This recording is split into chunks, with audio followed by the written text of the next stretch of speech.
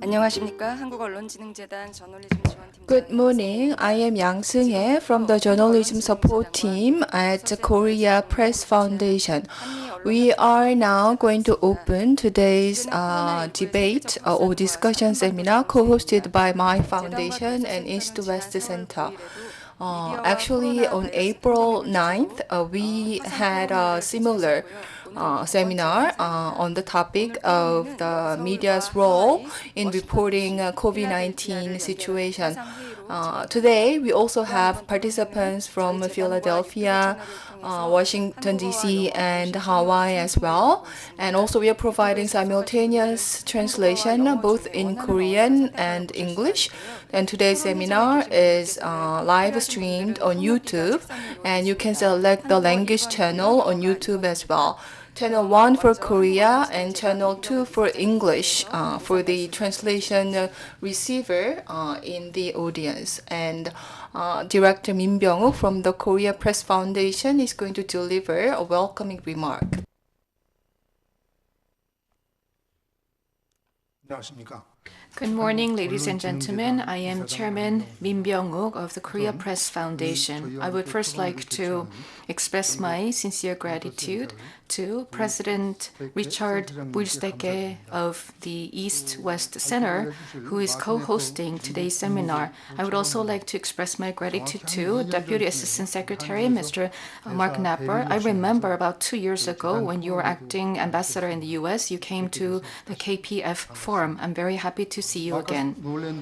Mr. Marcus Noland, Executive Vice President of Peterson Institute, Director General Ko Yoon-ju on North American Affairs from the Ministry of Foreign Affairs, and President Hwan of the Korea Institute for National Unification. Thank you very much. And even before becoming the president of KINU, you provided us with a lot of assistance, but congratulations once again on taking this presidentship for this institute. I would also like to express my gratitude to journalists from Korea and the US. My thanks also goes to Dr. Ji Yoon Kim, who's serving as the host of the seminar. Thank you very much. We had the first virtual forum on the topic of coronavirus and the media, and this is the second virtual forum co-hosted by the KPF and the East-West Center. And the topic for this seminar is the ROK-US alliance and the situations on the Korean Peninsula. As you may know, the global COVID-19 pandemic is changing everything, and people are saying that we can never go back to the pre-COVID-19 era. Globalization is coming to an end, and countries will turn to protectionism, and we would just have to compete for survival. These are the forecasts coming out, and there are concerns about potential conflicts and economic difficulties. And given this context, we have to still recognize the importance of establishing a permanent peace regime on the Korean Peninsula.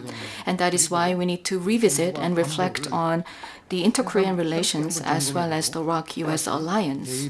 We need to be prepared once again for a better future. I sincerely hope that today's virtual forum will be an important opportunity for us to recognize the importance of this topic and come up with suggestions. Thank you. 이사장님 감사합니다. Thank you very much, Chairman Min. Now, I would like to invite President Richard Bulsteke from the East-West Center for his words. Hello all, and thank you for attending this second forum co-sponsored by the Korea Press Foundation and the East-West Center. We've had some great welcome remarks and comments about our tremendous participants in this second round of discussions on important topics related to COVID-19. We have many friends in Korea and the United States that we've worked with before at the East-West Center, and it's good to see your faces. It'd be a lot better to see your faces face-to-face, quite frankly, but we have some unique opportunities foisted upon us by this environment, by shifting to webinars instead of extensive air travel to get together for a conversation. So there's some upbeat results of this. Some faces we would not be able to get here for this kind of discussion are with us today. And I want to thank all the participants for taking the time whether it's morning, afternoon, or evening, for you to participate in today's discussion. We know that the new normal that we all will be facing is going to be quite different. Some people would say the old normal was not normal, but the point is that we are facing different ways of looking at things foisted upon us by a current pandemic. There are strengths and weaknesses to everything we look at now because it's colored with the concept and the concern of what's going to happen next, whether it's a vaccine or when can we travel again or whatever. The point is that we need to be alert to potential issues as well as actual ones, and this is why we've assembled together these experts to talk with us today and to stay alert as well as look forward constructively on what may face us in the days, months, and a year ahead. So I want to add my thanks to the chairman, to all of you for joining us online and in Korea in the hall there. Aloha to you all, and let's get started with looks like a very excellent program. Thank you.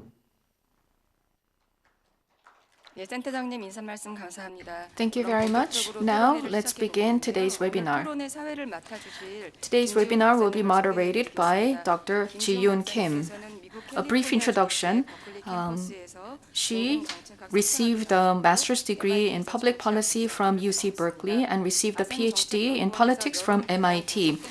She served as the center head of opinion poll and quantitative analysis at Asan Institute, and she was a host of 100-minute debate on NBC, and she's also running evening show on TBS. Please go ahead. Good morning, ladies and gentlemen. I am Ji-yoon Kim, who will be moderating the session. Everyone on this earth is affected by COVID-19, and we're all wondering what will happen after COVID-19, and there are many predictions coming out these days. And at the same time, COVID-19 will surely have impact on the Korean Peninsula. We have two subtopics. The first topic is the ROK-US alliance. The second topic is the inter-Korean relations. We have experts from Korea and the US as speakers and discussants. Let me introduce the speakers first. On my left, we have Director General for North Korean Affairs, Ko Yoon-ju. He's been working at the Foreign Ministry for more than 25 years, so he's indeed an expert. And he served in the U.S. Embassy, the Korean Embassy in the U.S. and many other embassies, and so he has expertise on the U.S.-related issues and matters. Next, we have Mr. Marc Knapper, Deputy Assistant Secretary of State for Korea and Japan, joining us online. Since 2018, he's been serving as Deputy Assistant Secretary of State for Korea and Japan, and you may think that his face is familiar because he served as acting ambassador of the U.S. in Korea.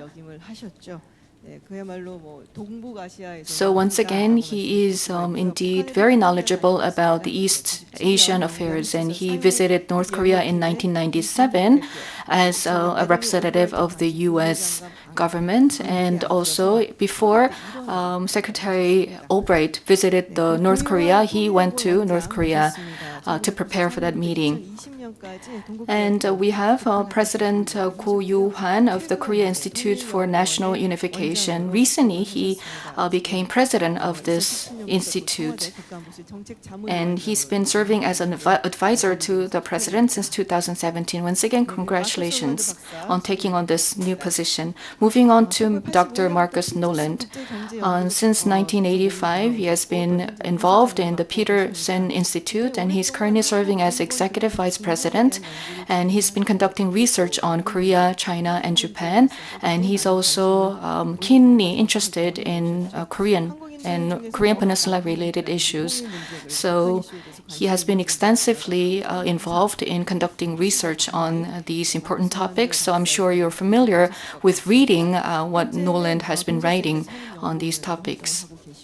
And he's also serving as a non-residential fellow at the East West Center. And we have Guy Tyler from the National Security Team Leader of the Washington Times.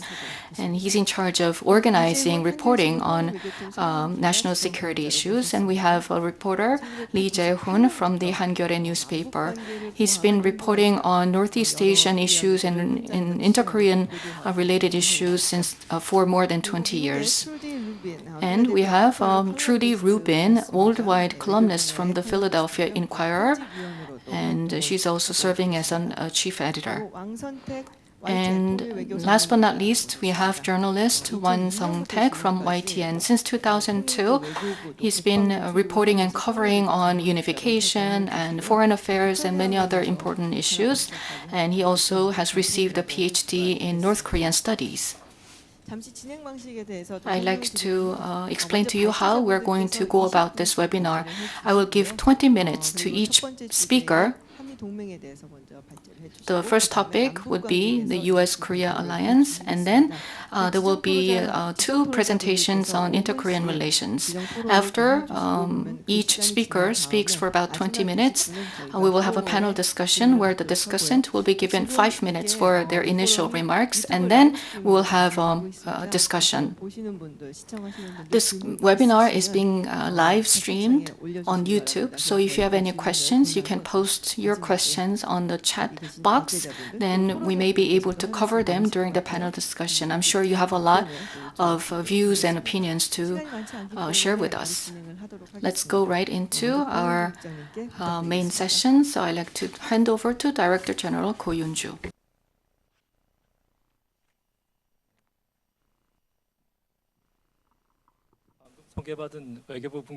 As introduced, I am Yoon-ju Ko from the Ministry of Foreign Affairs.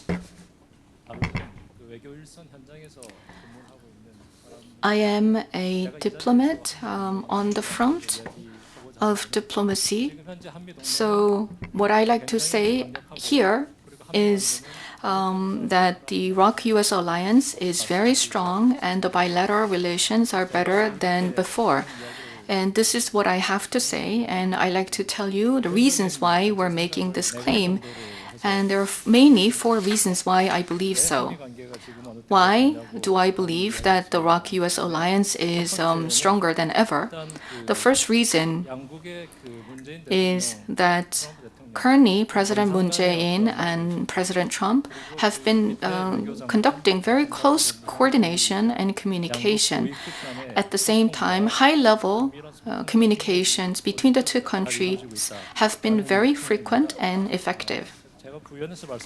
I'd like to add some more details.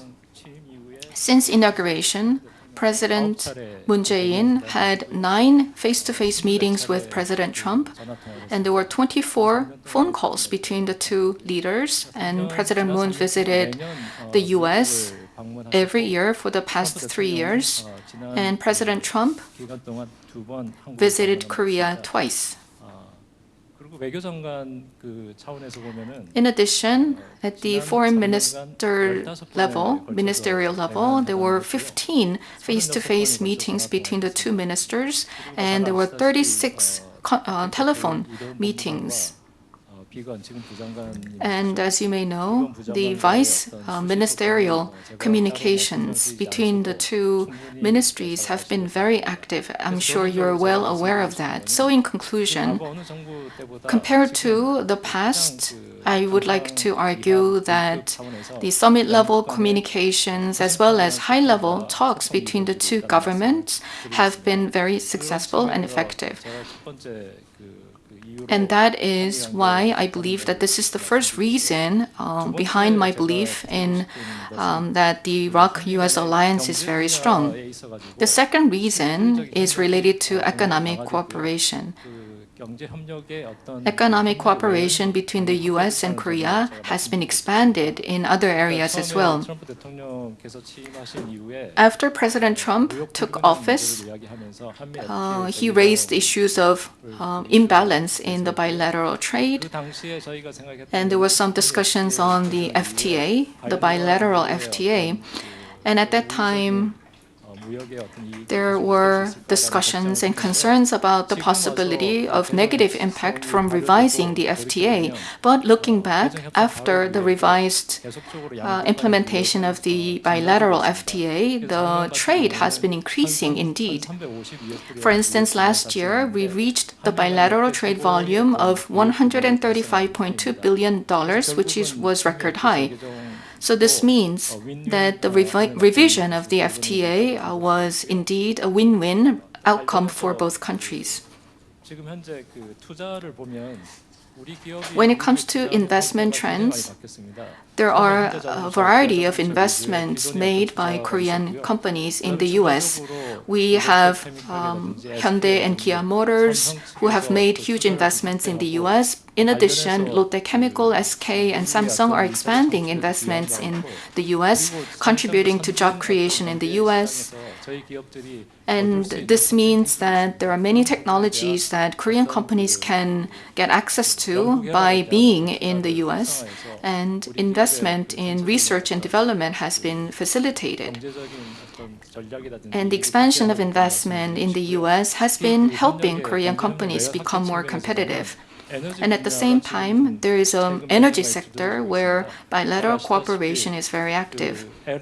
As you may know, we're importing US-produced LNG and oil. We used to be relying on the Middle East for more than 90% in terms of LNG imports and oil imports. But now, as the US is exporting these energy resources, we're able to diversify sources of energy imports, and we were able to do that in close cooperation with the US.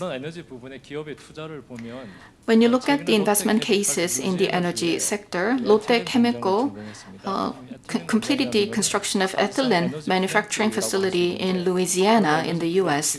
This is indeed an energy plant. And this is a successful investment and meaningful investment case.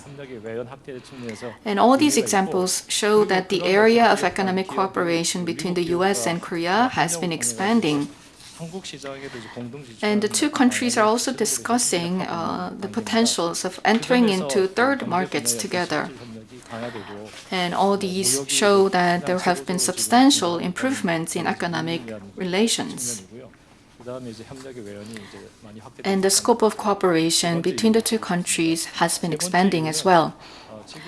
That was the second reason. The third reason why I believe that the Iraq-US alliance is strong is related to bilateral cooperation in the COVID-19 era. We were able to see that the two countries have been working together as true partners. And there are many successful examples of such effective partnership.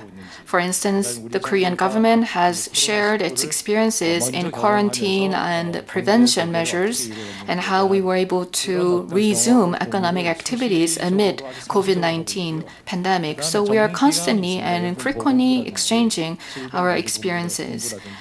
And the Ministry of Health and Welfare, the Ministry of Science, ICT, and the Korea CDC have been communicating closely with the relevant authorities in the US. And we are sharing very detailed information on clinical trials and other related topics frequently in a transparent manner. And we provided some aid to the US. We provided 750,000 test kits to FEMA, and at the state level cooperation, we provided 500,000 test kits to Maryland and 300,000 test kits to the state of Colorado. And we have manufacturing capacities of producing the test kits, so we provided them to the US to be a good partner.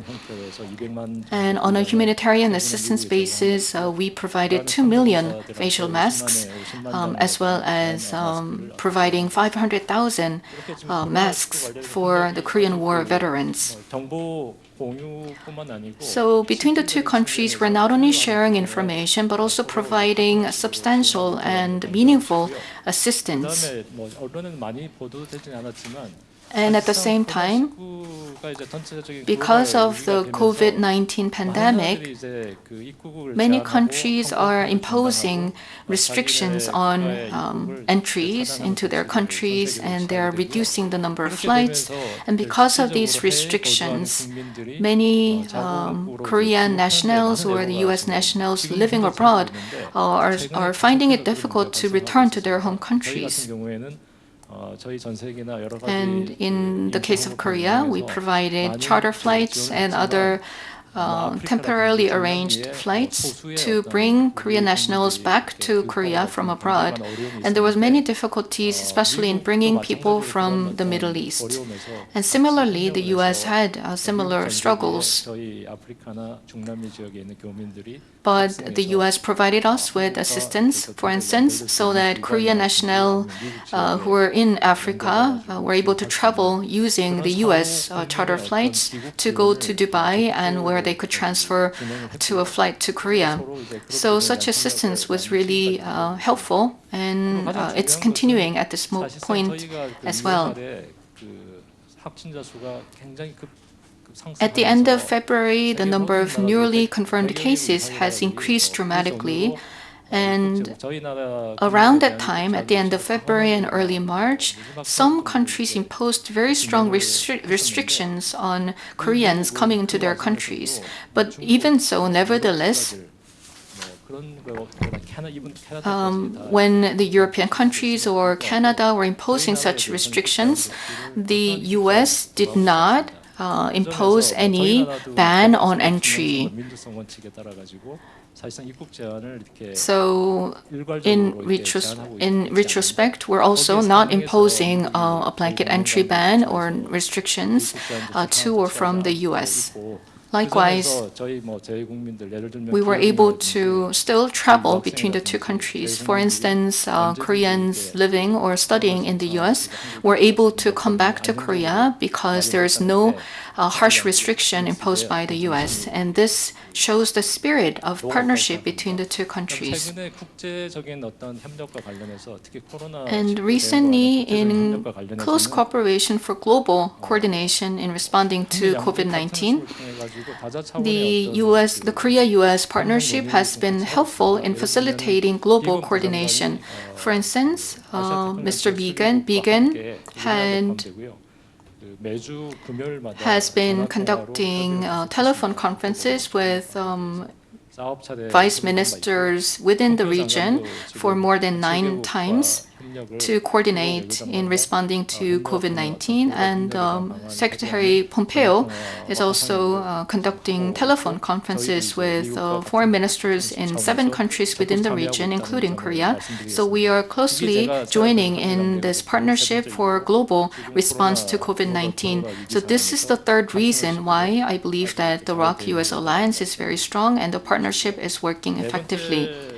The fourth reason is that Korea and the US are expanding the scope of collaboration and cooperation in the Asia-Pacific. There are many countries in the Asia-Pacific region, and they're putting together their own strategies. But for Korea, we have the new Southern policy and the new Northern policy. And turning to ASEAN, we have the new Southern policy. That is our key strategy. China has One Belt, One Road initiative. Indo and Japan and other countries do have their own strategies for the Asia-Pacific, and the US has the Indo-Pacific strategy.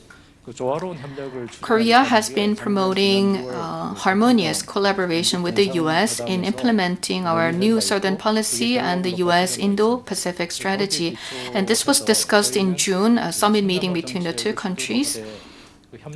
So under the regional cooperation principles of openness, inclusiveness, and transparency, the two countries agreed to put forth harmonious cooperation between the new Southern policy and the Indo-Pacific strategy.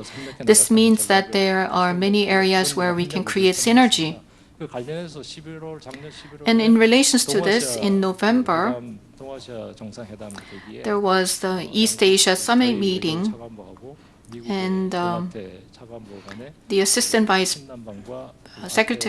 Deputy Secretary and the Vice Minister of Korea created a joint fact sheet where we identified potential areas for cooperation.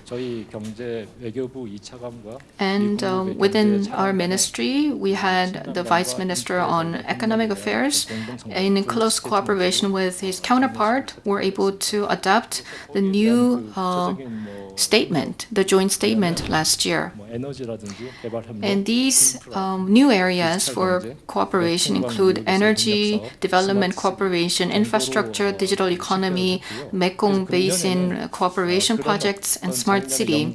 So based on these fact sheets and joint statement, we will work together to substantiate these areas for cooperation. And we have been building a platform. We're discussing to build a platform to further cooperate in these areas. So these are the four main reasons.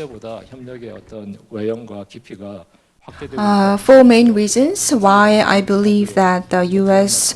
ROC alliance is very solid right now. And also recently, so this year actually marks the 40th anniversary of the May 18th democratic movement in Korea. In commemoration of that, actually there were some unclassified documents from the US side regarding this event, but the US leading up to this anniversary, the U.S. side cleared these documents to be released. So they shared these formally unclassified documents with Korea. So we very much welcome that. And in that sense as well, we believe that our two countries share very important values together, namely human rights and democracy. So we are very cooperative and friendly on these issues as well. So overall, I've been sharing with you my own assessment of the current status of the alliance. Now let me move over to some current issues between Korea and the US. So what could be some potentially challenging issues? I thought of two things. One, special measures agreement. Second, OPCON tradition. When is it going to take place? And what should be the pace of it? And how should we go about achieving it? First, let me talk about special measures agreement. So regarding the agreement, this has been covered a lot by the media, so I'm sure you're quite familiar with the status of the negotiation. So overall, the size is going to be 6 trillion, over 6 trillion in Korean won. That was as of the end of last year. And right now, so SMA, the new round of negotiation is taking place. So there are a few key points that we are focused on in the current round. First, we believe that we need to make contribution to the alliance. And second, we believe that this alliance is very important to Korea. And also within the structure of the SMA, we'd like to shoulder the fair and reasonable amount of the defense cost, and also we want to respect the Korean National Assembly's budget review authority as well. We believe that this negotiation cannot be prolonged for too long. We don't think that's positive for the alliance, so we'd like to get a resolution of the negotiation sooner rather than later, and we are making every effort in that regard. Now, regarding the OPCON transition, as you are well aware, we agreed on the conditional OPCON transition as of November last year. And also, back in 2017, in June, both heads of state from the Korea and the US agreed on speedy transition as well, or rather speedy implementation. Here, the condition means that first, Korea needs to have core military capability so that it can lead the operation if it's necessary. And second, and we need to have a comprehensive counter capability regarding North Korean nuclear or missile capability as well. And also right now, we are having ongoing talks between the military personnel between two countries. I realize that I'm running out of time. Now I want to talk about the inter-Korean relations. What kind of cooperation Korea and the US are having regarding inter-Korean relations. I believe that Professor Ko is going to give us a more detailed talk on this. So if I can point out just one thing, right now the DPRK is not responding to any gestures from South Korea or the US, but also at the same time, they're refraining from making any major strategic provocation, for example, like launching long-range missiles. They're not doing that. North Korea seems to be taking a wait-and-see stance, and also with the COVID-19 spread, North Korea seems to be very inactive in terms of engaging the external countries. Then, on the Korean Peninsula, regarding the peace process on the Korean Peninsula, what kind of cooperation can Korea, South Korea, and the US can do? First, we need to manage the Korean Peninsula situation stably. And also, we need to have some kind of virtuous development for inter-Korean relations and the US DPRK relations. In this regard, the South Korean government talked about inter-Korean railway connection and setting up international peace zone in DMZ, and also allowing mutual visit between North Koreans and South Koreans, for example, individual tourism or a reunion of separated families. But now that we have this infectious disease spreading, health concerns should be prioritized as well. And also, the US government showed its willingness to provide humanitarian assistance to the DPRK regarding the COVID-19 situation. So we are trying to persuade DPRK to accept that friendly gesture. With this, I'd like to conclude my presentation. Thank you very much. Thank you very much. It's my job to keep time, but thank you for finishing your remarks within the given time. And as you mentioned, the ROK-US alliance is strong, and President Moon and President Trump are talking very closely with each other, and economic cooperation has been expanded. And in response to COVID-19, the two countries have been working closely together. So you made all these positive comments, but at the same time, we have some remaining challenges, including the SMA negotiations and others, but we are able to resolve them in close collaboration. So that was a very positive evaluation. Now let's turn to Mr. Knapper to hear from the US side. Well, thank you very much. It's really terrific to be able to join you. Thank you to Korea Press Foundation and the East-West Center for setting this up. I really have to say I'm impressed with how well this is working. I think this is the first one of these webinars that I've done in which we've got folks coming in from all over the world. You've got simultaneous translation going on. So really, my congratulations for pulling this off. It's very impressive. And let me thank my very good friend and colleague, Director General Ko Yoon-ju, for his excellent presentation. It was so terrific. I think I'm going to ask to borrow his slides for the next presentation I have to give on U.S.-Korea relations, because really it was an excellent overview. I would say that I agree with virtually everything he said. I do agree fully that the U.S.-Korea relationship is as strong or stronger than it's ever been, and for the reasons that he outlined, the high level friendship and trust and communication between our our two countries, starting with the president and going down.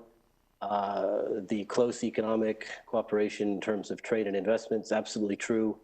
And we're very grateful for Korean investment in the United States. Many of the projects he mentioned, Lotte Chemical in the state of Louisiana. We've got SK Innovation in the state of Georgia, Samsung in the state of Texas. These are all very important investments that create many, many good jobs for American workers and help to support their families. And this is something for which we're very grateful and which we would love to see more of. The doors are open to Korean investment, and we certainly would welcome other large projects or small projects for that matter. DG Go mentioned, of course, COVID-19 cooperation, and that's the subject I'd like to discuss in more detail in a moment. But also, of course, finally, he mentioned the regional cooperation that our two countries enjoy in terms of Korea's new Southern policy and how it overlaps with the United States' own Indo-Pacific strategy. Both of our governments very deliberately have looked for ways to find the overlap between these two policies. We think there is a lot of good overlap in many areas that our two countries can cooperate, whether it's in Southeast Asia, the Mekong Delta region, whether it's in Pacific Islands. And so we're very excited about the opportunities for increasing, deepening cooperation between South Korea and the United States through new Southern policy and the U.S. Indo-Pacific strategy. But as I said, I'd like to spend my time talking a little bit about cooperation in the era of COVID-19.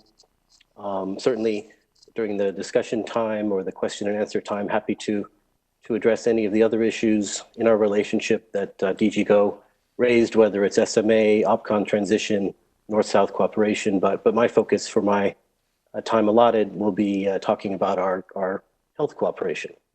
And I think really one discovers the quality of a relationship, one discovers the quality of an alliance during a crisis. And I think we, during this pandemic, have really discovered just how deep and broad and trustful the US-ROK relationship is. I think a lot of this is thanks to the high-level communication and cooperation we enjoy that DG Go mentioned. But a lot of it is also due to the long history that our two countries have enjoyed in terms of health cooperation. And I'll get to that in a little bit. But when we look at our COVID-19 cooperation, I think there's four distinct areas in which we're cooperating. The first is cooperating on best practices and data sharing, information sharing. The second area is cooperation on the economy. The third area is cooperation on medical supplies. And the fourth area, I think, is cooperation on assisting American citizens and Korean citizens around the world. Now, turning to the first area of cooperation on sharing data, sharing best practices. I mean, this has really emerged as an important area of cooperation, given, frankly, that Korea has been a model, has been an exemplar for the world in terms of how to fight this virus, how to use transparency and openness, how to rely on democratic values to take on a health crisis. And so we, the United States, have benefited greatly from some of the best practices that Korea has shared with us. And so we've benefited from, as we've heard, we've had this weekly conversation between our vice ministers, whether it's, in our case, Deputy Secretary Began, in Korea's case, Vice Foreign Minister Cho. And these phone calls have been really an opportunity to learn from the Koreans how they've managed to deal with this virus, how they've managed to use democratic practices to be able to take on and flatten the curve, as the term goes. And this is an important message when, frankly, we have out there a competing message, right? We have a competing message from a neighboring country that, no, in fact, authoritarian means, more, controlling information, controlling population movements is the answer. And I think places like Korea, places like Taiwan show us that no, you can fight this virus through openness, transparency, and other means.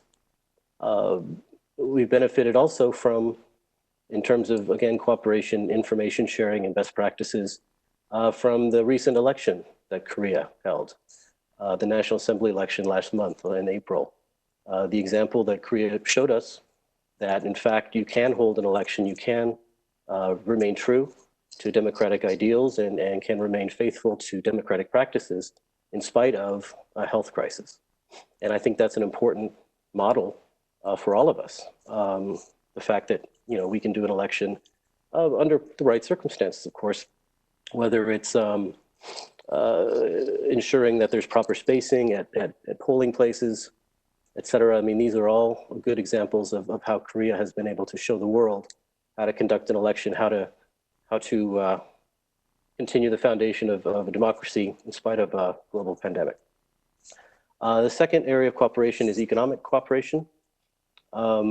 It was very important to us from the beginning to be able to maintain the close and frequent travel between our two countries, given the importance of Incheon Airport as a hub for travelers around the region, given the importance of cargo being able to continue to go back and forth.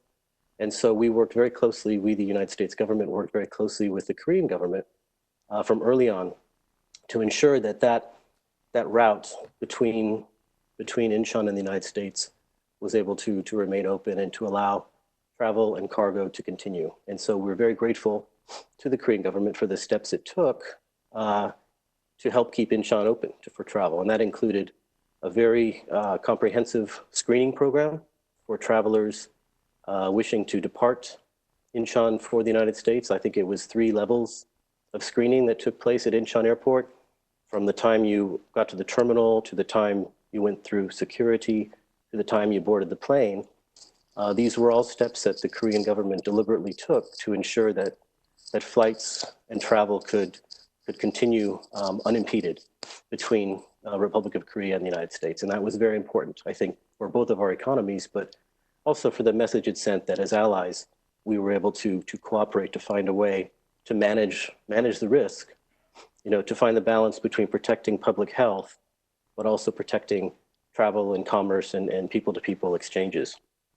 The third area of cooperation, medical supplies, and we heard already from DG Go. I think it's thanks really to the high-level communication that we had between President Moon and President Trump. Early on, President Moon offered to prioritize the provision to the United States of 750,000 test kits. And this was just a genuine show of what allies do for each other, what friends do for each other, and we still talk about it. We still talk about how significant that was, not to mention the 2.5 million masks that Korea provided, including to American veterans. And I just saw on the news today, Korea also is providing 10,000 masks to the Navajo Indian reservation in the southwestern United States, given that many Navajo Indians fought during the Korean War on behalf of the Republic of Korea. And so it's gestures like that that really make a difference, that really show just how deep our friendship is. I think we also were very grateful for the testing that Korea provided for American service members, not just serving in Korea, but serving outside Korea on for example, U.S. naval ships. This, again, was showing Korea's expertise to allow our two countries to deepen further our cooperation. And finally, I just say that the cooperation in terms of assistance for our citizens, we had charter flights that the U.S. set up. If we had space, we allowed Korean citizens to join. There was one example from Côte d'Ivoire in West Africa. We had a charter flight, we had space, so 3 Korean citizens were able to board that flight. It was a long way to get home to Korea, but nonetheless, they were able to do it, and it's something that we're very proud of. But I think, I mean, the reason that we were able to move so quickly in terms of our cooperation for COVID-19, I think is thanks to the long history our two countries enjoy in the field of broader health cooperation. And this goes back, if you look at the MERS outbreak, Middle Eastern respiratory syndrome outbreak in 2015, I'm sure many of you remember, very early on, the United States, our CDC, worked very closely with the Korean CDC, offering advice on how to trace cases, how to ensure that cases weren't being spread from one hospital to another. Many different ways. We had a CDC official here in Korea, coincidentally, who was able to provide advice right away. But then subsequently, cooperation in the Global Health Security Agenda, the GHSA. This was another effort between our two countries. We, the United States, hosted the first Global Health Security Agenda Summit in 2014, and the Republic of Korea hosted the second one. And once again, this is just a really terrific example of the kind of what we call muscle memory that we've built over the years in terms of health cooperation that I think allowed us to very quickly move to cooperate when the COVID-19 pandemic began. But it really does reflect just how well we work. And frankly, a lot of it is thanks to years, decades of people-to-people exchanges, educational exchanges between our two countries. I think everything we do bilaterally would not succeed were it not for our two countries' rich history of exchanges, the rich history of Korean students, researchers, scientists coming to the United States, collaborating with their colleagues, building friendships, building other kind of collaborative efforts. And so were it not for the kind of friendships and partnerships that our educational exchanges are able to build, we would not be able to do what we do right now with COVID-19. I mean, for example, we have an effort underway between, let's see, the United States, our National Institute of Health, NIH, is working with Seoul National University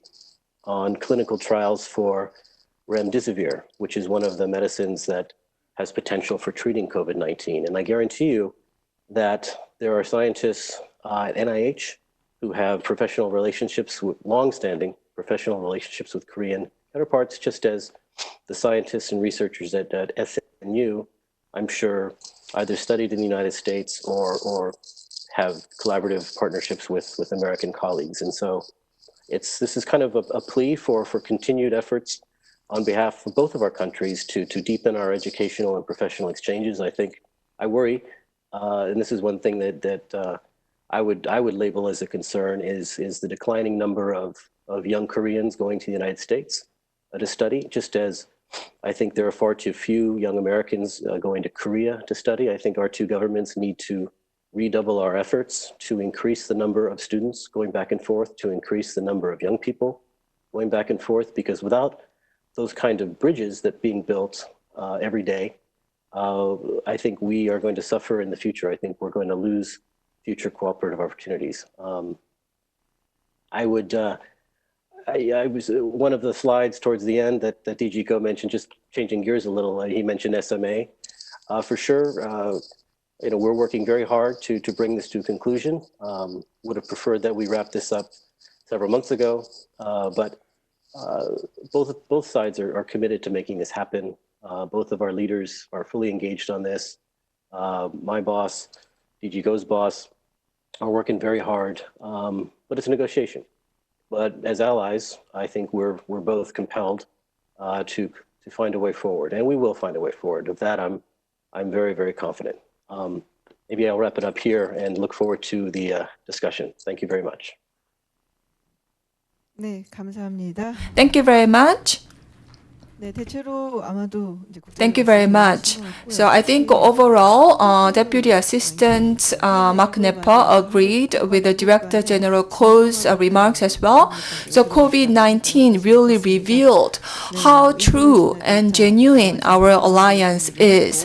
We also shared the data regarding the COVID-19, and also because of our thorough disinfection, the travel and commerce between two countries are still ongoing, and also still ongoing cooperation in the healthcare sector as well. And going forward, the civilian exchange programs or educators, people-to-people exchange programs need to be further promoted as well, so that can open more ways for more cooperation and collaboration between two countries.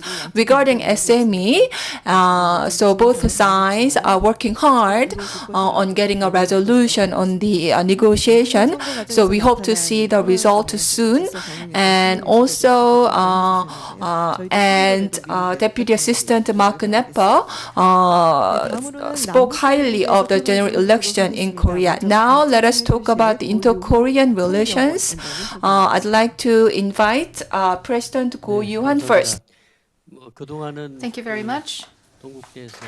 I taught at Dongguk University. I was a researcher, and I had freedom. I enjoyed freedom in speaking whatever that I had on my mind. But now I am president of the Korean Institute for National Unification, and it is indeed my first time to officially give a presentation as in this capacity. I'd like to first express my thanks to Chairman Min Byung-wook of Korea Press Foundation, as well as those from East-West Center. I'm very happy to be part of this webinar. Today, I am going to discuss some of the topics that I've covered as a researcher previously. The topic of today's seminar is the impact of COVID-19 on the inter-Korean relations. In Korea, people often say that COVID-19 is scarier than North Korean nuclear threats. But what is even scarier than COVID-19 is having to prepare 3 meals a day because everyone is staying at home. But anyhow, COVID-19 is almost like a black hole that is absorbing all the other issues. So everything seems to be zooming on to COVID-19. So it is very important to discuss how we should proceed with inter-Korean relations in the era of COVID-19. So in that sense, I am going to talk about the peace process on the Korean Peninsula that's been suspended, and I'm going to talk about the reasons why there has been a suspension or stalling of these relations. And also based on the assumption that the DPRK-US relations may not improve anytime soon, we have to think about possibilities of improving inter-Korean relations. And when we look at the history of the inter-Korean relations, it was mainly a top-down where the leaders would make some agreements which would later be negotiated at the working level. So that is another topic that I'm going to cover today.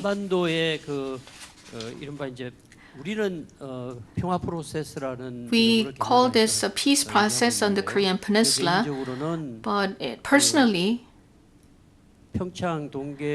I would like to say that the Pyeongchang Winter Olympic Games was a very important turning point where the special envoys were exchanged between the two Koreas, and when the South Korean special envoy visited North Korea, there was a conditional denuclearization where they are willing to give up on nuclear power if there is guarantee of security and the end of the war. And that sparked many rounds of inter-Korean discussions. So in my mind, the framework was that there will be denuclearization in exchange for peace, But the North Korean authorities seem to argue for denuclearization on the basis of guarantee of peace and regime security. And at the Panmunjom talks, a large agreement was made, and in Singapore, the 4 pillars were announced between Chairman Kim and President Trump.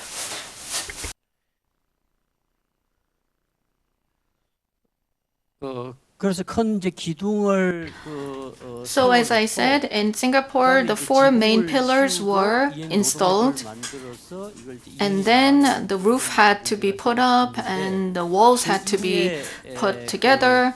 But then, after this historical agreement, there were some disagreements between the US and DPRK. And in the meantime, there was agreement once again between the 2 Koreas about the permanent dismantlement of Yongbyon nuclear facilities. This is something that North Korea would implement, and in exchange, some sanctions would be lifted and a liaison office will be installed, and so on. So these were very specific agreements between these relevant countries. So while progress was made between the 2 Koreas, there was also progress between the DPRK and the US, and almost an agreement was within reach. And that was when the Hanoi summit meeting was held. But in Hanoi, there were some sensitive issues, mainly about lifting sanctions. Of course, it was partial lifting of sanctions, but President Trump demanded dismantlement of Yongbyon plus something else, because he argued that Yongbyon facilities would not be enough and there should be more action on the part of North Korea. However, Chairman Kim argued that 5 major sanctions of the UN be lifted. Because of these disagreements, the 2 sides were not able to reach an agreement. And at the end of all these discussions, the 2 sides were not able to agree because the US said that sanctions could not be lifted anymore because the sanctions would be almost the only leverage that the US could exercise, because in the past, diplomatic cards were not working well, and a war or any use of military force was not an option, so the US was not able to agree with the North Korea in terms of lifting of sanctions. This means that there was no agreement. The US position has been maintained that sanctions would remain in place unless North Korea makes any meaningful action or progress towards complete denuclearization. Because of these disagreements, there was no deal in Hanoi, and ever since then, the DPRK-US talks have been suspended. And in the meantime, Korea has played an important role. But after this no deal situation in Hanoi, North Korea began to question the role of South Korea. In the past, South Korea offered some solutions based on the inter-Korean agreements. And that was one of the reasons why the Hanoi meeting was arranged. But in the second US DPRK summit, it didn't work out well, even though North Korea was hoping for some positive outcome. And no deal was reached in Hanoi, which caused North Korea to express discontent over South Korea's role in the situation. And in April last year, Chairman Kim Jong-un mentioned about South Korea as a NEBI mediator or facilitator, and they argued that Republic of Korea was not doing its job properly as a mediator, but was just nibbling in the process. And afterwards, North Korea refused to receive 50,000 tons of rice that we offered to provide through the World Food Program. And then North Korea demanded South Korea to agree with the removal of its facilities in the Kumgang Mountain zone. So there was this suspension of peace process on the Korean Peninsula since then. By the end of last year, the North Korea thought that the U.S. would change its calculus. But the U.S. refused to change its stance by the end of last year, 2019, even though North Korea demanded the U.S. to change its calculation. I believe that there was this huge issue about re-election in the U.S.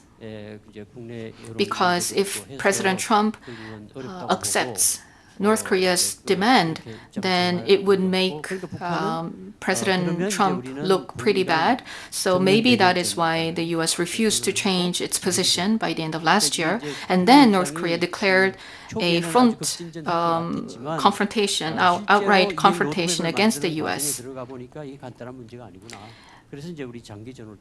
And the U.S. And North Korea realized that the entire process is going to be very long and it would take a lot of time. And the U.S. President Trump has this re-election in his mind, so North Korea had to calculate in this way. Now, with North Korea's declaration of a head-to-head confrontation, the talks between DPRK and U.S. are not likely to be resumed anytime soon, and Chairman Kim has once again been proposing the self-reliant development. Now, North Korea is putting emphasis on education and science and development so that they could continue on with their survival on their own. And at the end of last year, Korea thought that the DPRK-US relations would have positive impact on the inter-Korean relations, but that was not true. So right now, the South Korean side as well finds the current inter-Korean relations a bit disappointing as well. But we also want to have enough room for maneuver as well. And the DPRK, at the end of last year, when it declared the face-to-face confrontation, they still left the door open for the South Korean government.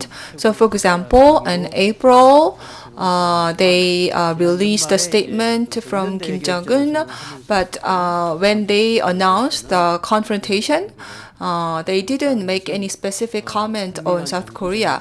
So we believe that that was a hint that they left their door open to South Korea because they believe that's beneficial for them, particularly when they're entering into a longer, protracted situation with the U.S.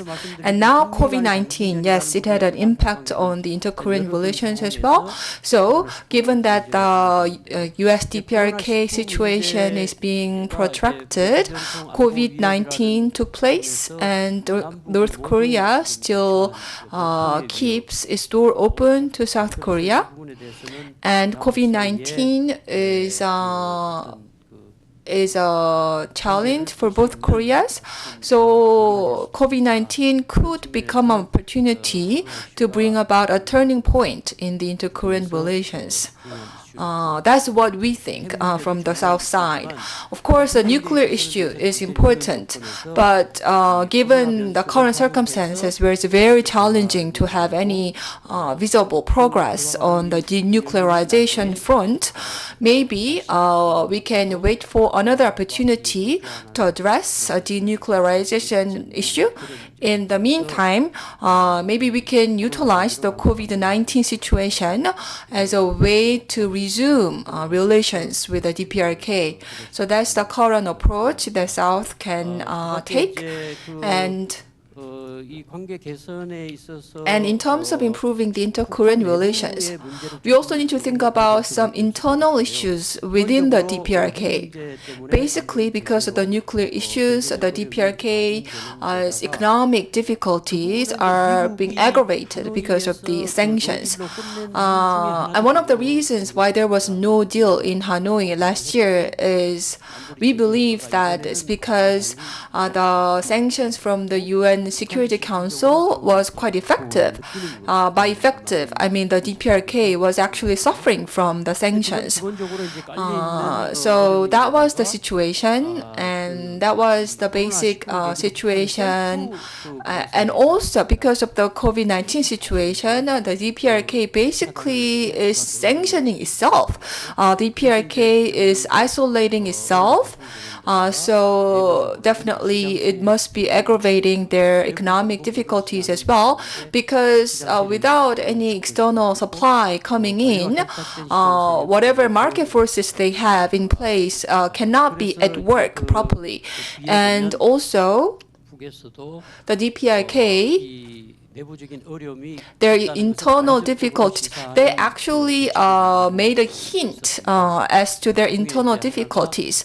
For example, on April 19th, when they had a political bureau meeting, Lee Man-gun, he's a high-level officer from the People's Party,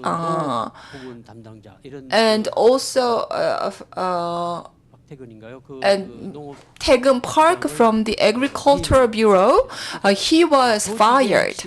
So the key leadership people, and so these key leaders in the economic sector, Economic Bureau and Agriculture Bureau were fired, which indicates some organizational difficulties and economic difficulties. So that's how we view that event in South Korea. And we hope for some dramatic change, positive change in the inter-Korean relations. And Kim Jong-un sent a letter to President Moon, and President Moon responded to that, and they reaffirmed that there's still mutual trust. So if we can manage the situation well, perhaps we can bring about a breakthrough. So the two heads of state confirmed that there's still trust between the two Koreas. But I think that the peace process didn't work well so far, because both Koreas have different internal structures. And also, the Korean Peninsula involves the world order as well. And by world order, I mean external factors, including the US and US view on the world as well. And also there was some internal backlash as well. So because of that, I believe the peace process got stalled. But still, despite the stalled process, there's still trust among the leaders, the highest level of leaders between two Koreas as well. And against that backdrop, we are now faced with a health challenge with the COVID-19. So actually, that can be an opportunity to transform the peace community concept into life community concept on the Korean Peninsula. So now in this new COVID-19 era, nobody can guarantee when we can make a visible progress in inter-Korean relations. We are not going to see any massive human-to-human exchange program or logistical exchange program anytime soon. We do have video conference facilities in place between North and South Korea, but it's not working well right now. And also the liaison office, the Inter-Korean liaison office, currently shut down. But maybe we can use video conferencing until the COVID-19 is behind us. And so we don't expect any massive or any clearly visible big dramatic change anytime soon. I mean, in the physical sense, but we are working hard. 전통관념의 정상회담. So maybe in the future, when we see the next round of a summit meeting between two Koreas, maybe it would not be physical meeting, it could be video conferencing. So with this, I'd like to wrap up my comment. Thank you very much. Thank you very much. So you said that housewives are struggling because of COVID-19. After this webinar, I also have to go back home to prepare lunch for my kids. Thank you very much for your presentation. North Korea seems to see that the current stalled process is going to be prolonged for some time. And we also think like that to a certain degree. But COVID-19 could be an opportunity to facilitate cooperation between the two Koreas as this is health-related issues. And he also explained to us what could possibly be going on inside North Korea. The UN sanctions have been effective, and there's containment of the country because of COVID-19. And the head of the Agriculture Bureau was fired, and this could mean that North Korean economic situations are grave. But still, he also offered some positive suggestions, including having video conferences or having some video discussions between the two Koreas, for instance, using the liaison office. Finally, I'm going to invite Dr. Marcus Noland, who is going to speak on the North Korean issues. Thank you very much. It is a pleasure to participate in this virtual forum. I would like to thank the Korea Press Foundation and the East-West Center for sponsoring this event, inviting me. And I think like everyone else here, I am looking forward to the time when we can do this again in person, either in Seoul or in Honolulu for that matter. When some American newspapers erroneously reported the death of writer Mark Twain, he termed the news of his death greatly exaggerated. The world was recently captivated by the story of the possible death of North Korean leader Kim Jong-un. Like the premature announcement of Twain's death, it turned out to be a false alarm, but it also served as a reminder of unresolved tensions and potential instability on the Korean Peninsula. In certain respects, the current pandemic situation is oddly reminiscent of the famine experience of the 1990s. And it's through the lens of that earlier experience that I want to examine our current situation. There are obvious differences as well. Unlike hunger, COVID-19 is a highly contagious disease. And in terms of the diplomatic context, Donald Trump is certainly very different from Bill Clinton.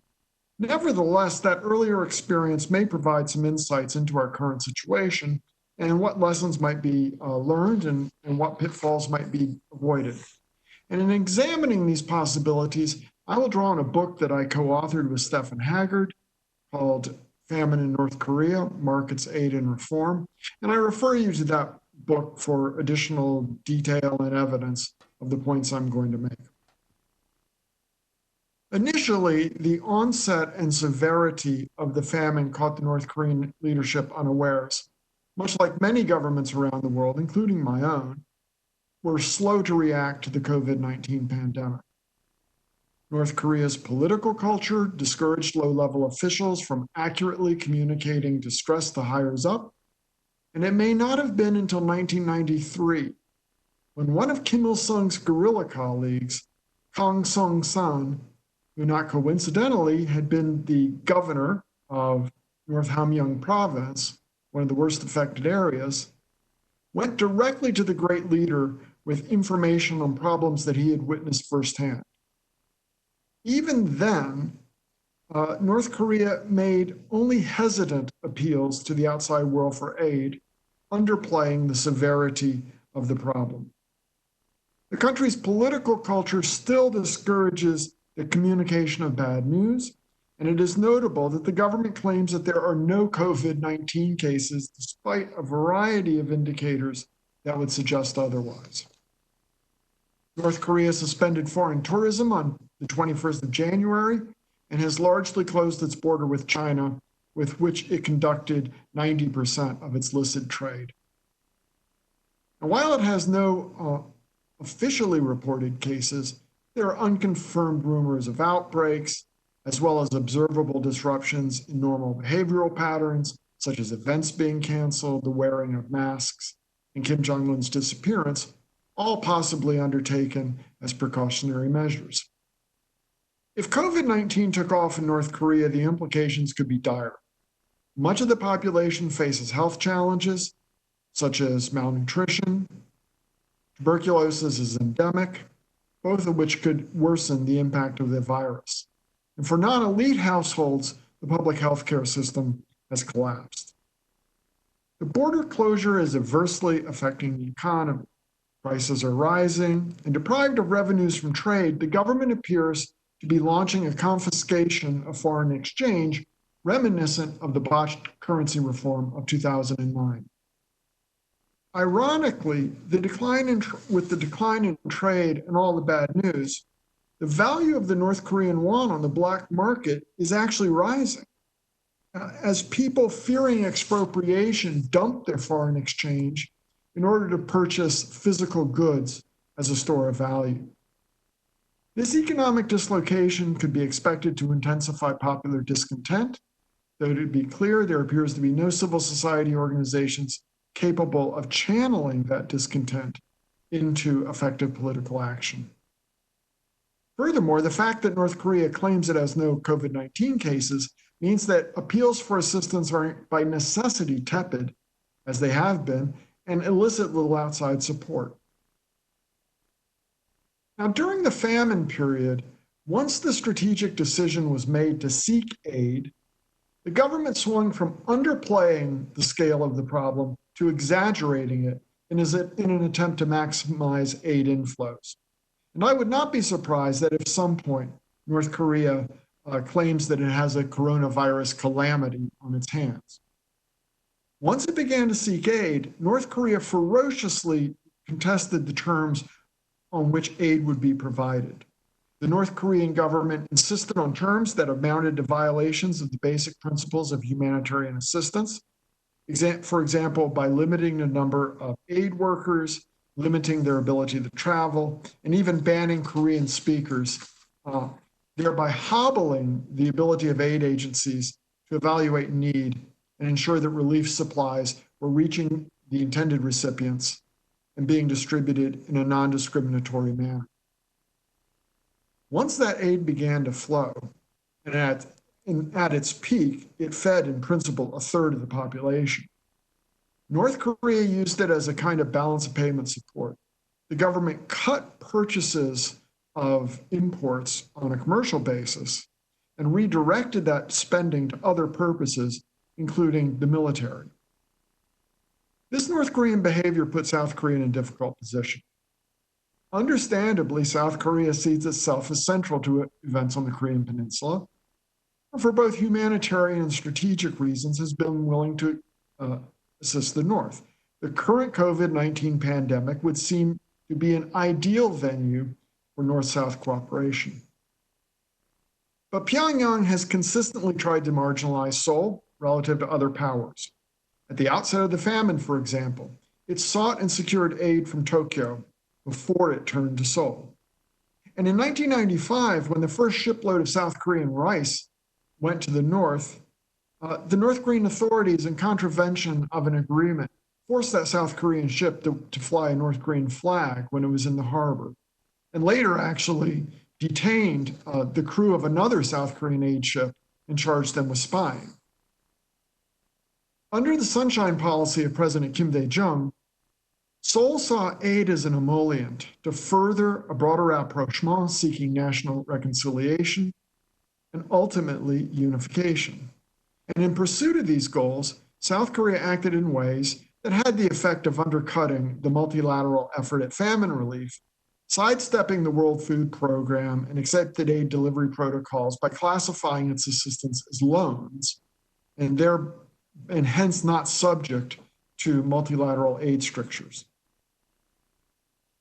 That inter-Korean relationship was embedded in a broader set of international responses. And the North Koreans proved adept at splitting coalitions and playing donors off against each other. Washington and Seoul were generally in step in the 1990s, but the gap widened when George W. Bush assumed the American presidency, which coincided with a period of progressive government in Seoul. In light of this history, what might we expect today? It is quite possible that if a decision is made to openly seek foreign assistance, Pyongyang will swing from underplaying its COVID-19 problems to exaggerating them in a bid to maximize aid inflows. Seoul will see itself as central to the situation and seek to promote its interests both strategically and in the public health sphere. Pyongyang, however, will prioritize relations with other countries, such as China and possibly the United States, to marginalize Seoul. North Korea will exhibit a predilection for material aid, such as medical equipment, which can be portrayed internally as a kind of political tribute to the Kim family regime, over technical assistance.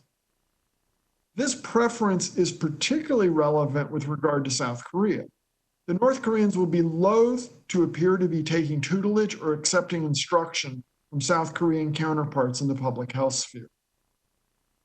And it is likely that the North Koreans will try to play donors off against each other and play on South Korean insecurities, especially regarding China and Chinese influence on the Korean Peninsula. What is different this time is that the pandemic is occurring against the backdrop of comprehensive multilateral sanctions against North Korea undertaken in response to its missile and nuclear tests.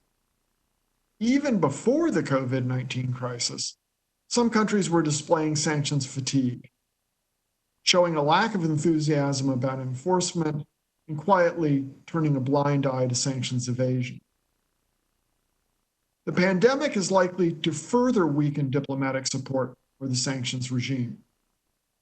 North Korea is being given sanctions exemptions for humanitarian assistance, and the pursuit of further sanctions relaxation, both de jure and de facto, is likely to be a terrain of contestation. That trend is reinforced by third countries' evident frustration with the inconsistent diplomacy emanating from Washington. History does not repeat itself, but it would not be surprising if many of the same tendencies that were witnessed 25 years ago emerge in the coming months. But this time, the context will be responding to a deadly infectious disease that threatens not only North Korea, but its neighbors as well. Thank you very much for your attention. I look forward to the comments of our commentators and then our broader discussion. 네,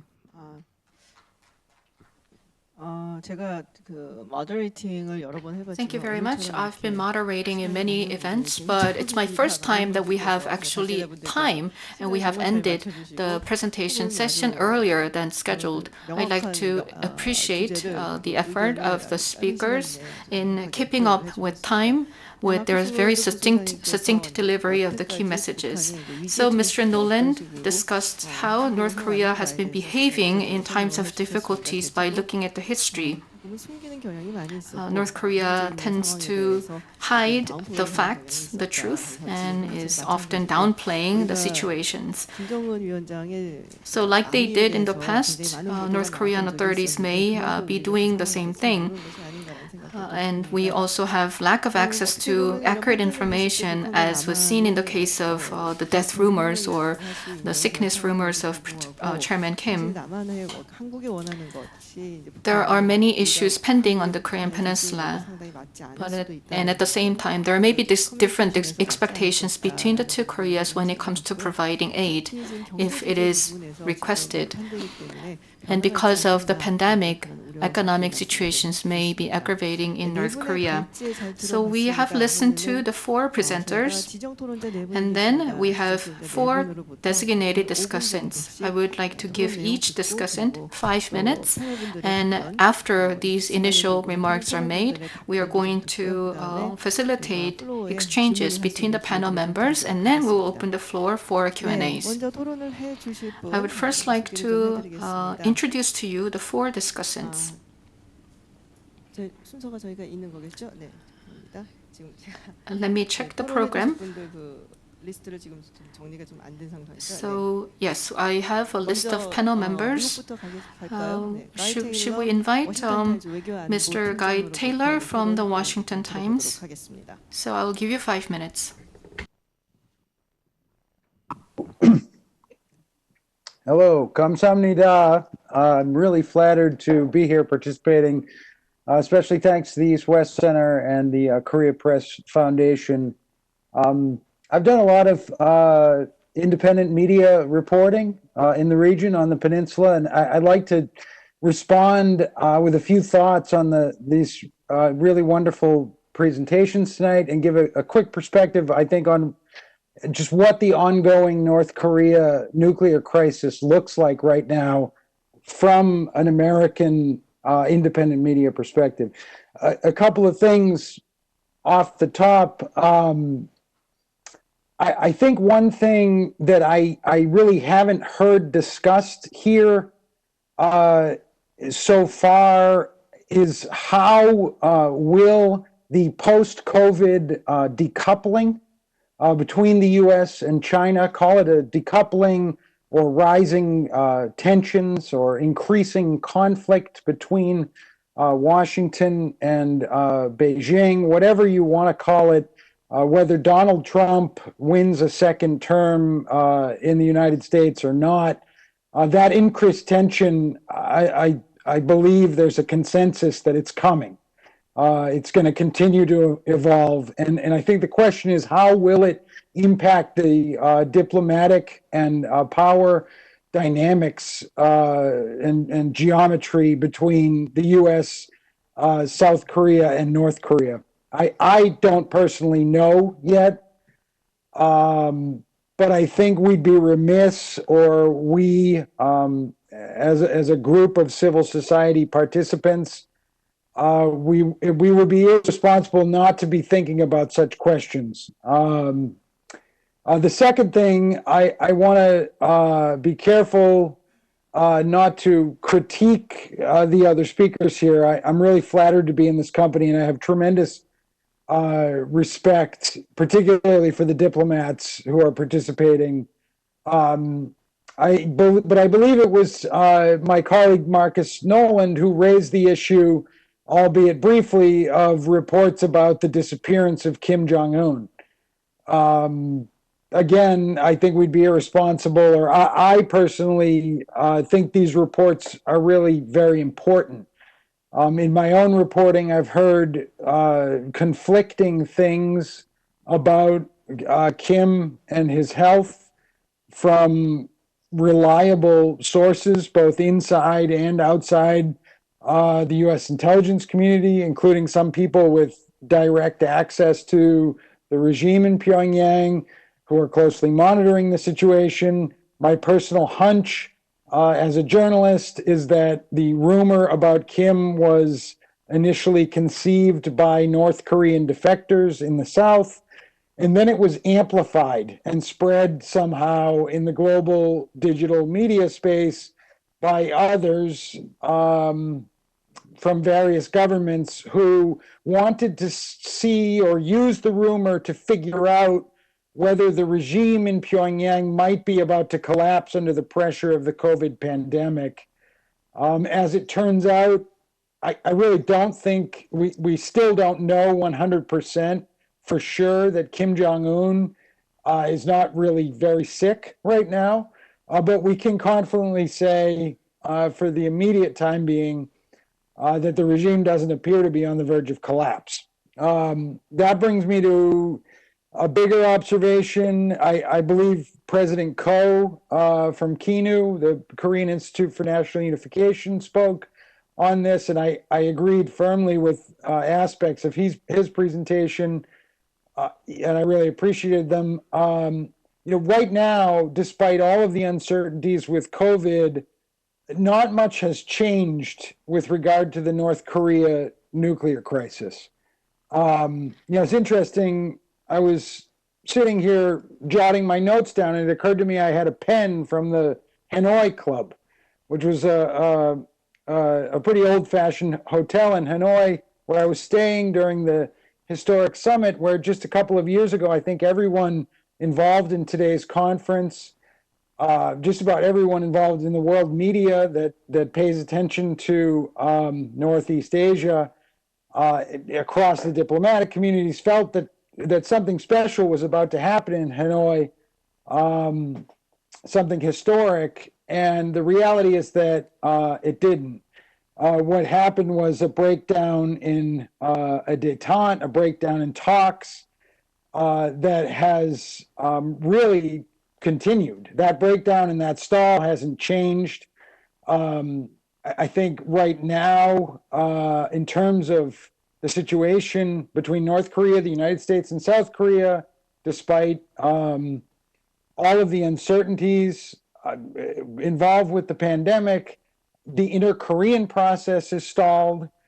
Joint military talks between Seoul and Pyongyang, things that were attached to the so-called Pyongyang Declaration that was reached. I think that was actually a very historic and unprecedented development of the détente. Things like the joint exhumation of remains in the DMZ up at Hwan, amazing things. That's all stalled, and it continues to be stalled. It's been stalled for more than a year. The North Koreans aren't answering the phone. At the same time, on the American side, similarly stalled. The basic reality is that neither the North Koreans nor the Americans have been able to coherently agree together on an actual definition for denuclearization, let alone a process through which that definition might be verifiably pursued. The U.S. side, from a working level standpoint, is in a moment of what might best be described as rebuilding or stagnation. I say that with all due respect to Deputy Assistant Secretary Knapper, a diplomat I certainly have a great deal of respect for, but one who's not explicitly focused on the North Korea issue or the working level talk strategies issue. From the working level standpoint, we know that Stephen Biegun has essentially switched portfolios. He's still involved, but as a Deputy Secretary of State, some say that amplifies his stature, but anyone really familiar with how the U.S. State Department works knows that, in fact, it dilutes Steve's focus on this particular issue. He's just got too many things on his plate that aren't this now. Things like trying to get American troops out of Afghanistan before the U.S. election. Initially, it seemed like Marc Lambert or Alex Wong, who had been Biegun's assistants, might step in as the new special representative for North Korea. But since the stall in talks, they've both moved on to portfolios up at the United Nations, the U.S. mission to the United Nations. Perhaps they're trying to get a back channel going with the Kim regime, but the point is, at best, it's a rebuilding process. The American team is not set up the way it was back in Hanoi at this point. So I raise these things just in conclusion. Now, I think this is it's an amazing conference. Some of the things being said, the cohesion between the U.S. And South Korea, the alliance, despite the SMA issue, it is impressive. It's amazing to get together and express it in a forum like this. But I think we have to be realists, and we have to be reminded from that independent media perspective, which is that flag I'm waving over here, that really, are we circling the drain here? Have we really made any progress with North Korea in the last 3 years?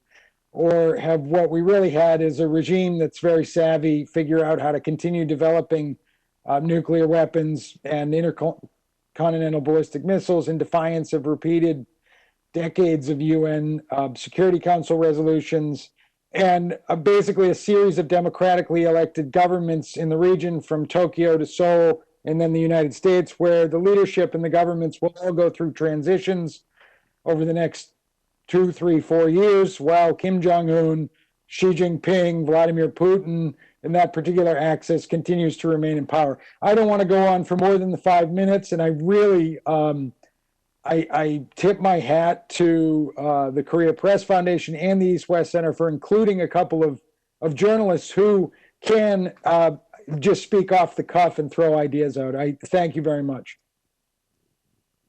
네, 테일러 팀장님께서 여러 질문들을 좀 Thank you very much for your comment. You raised very good questions. For example, due to the COVID-19, the tension is rising between the US and China.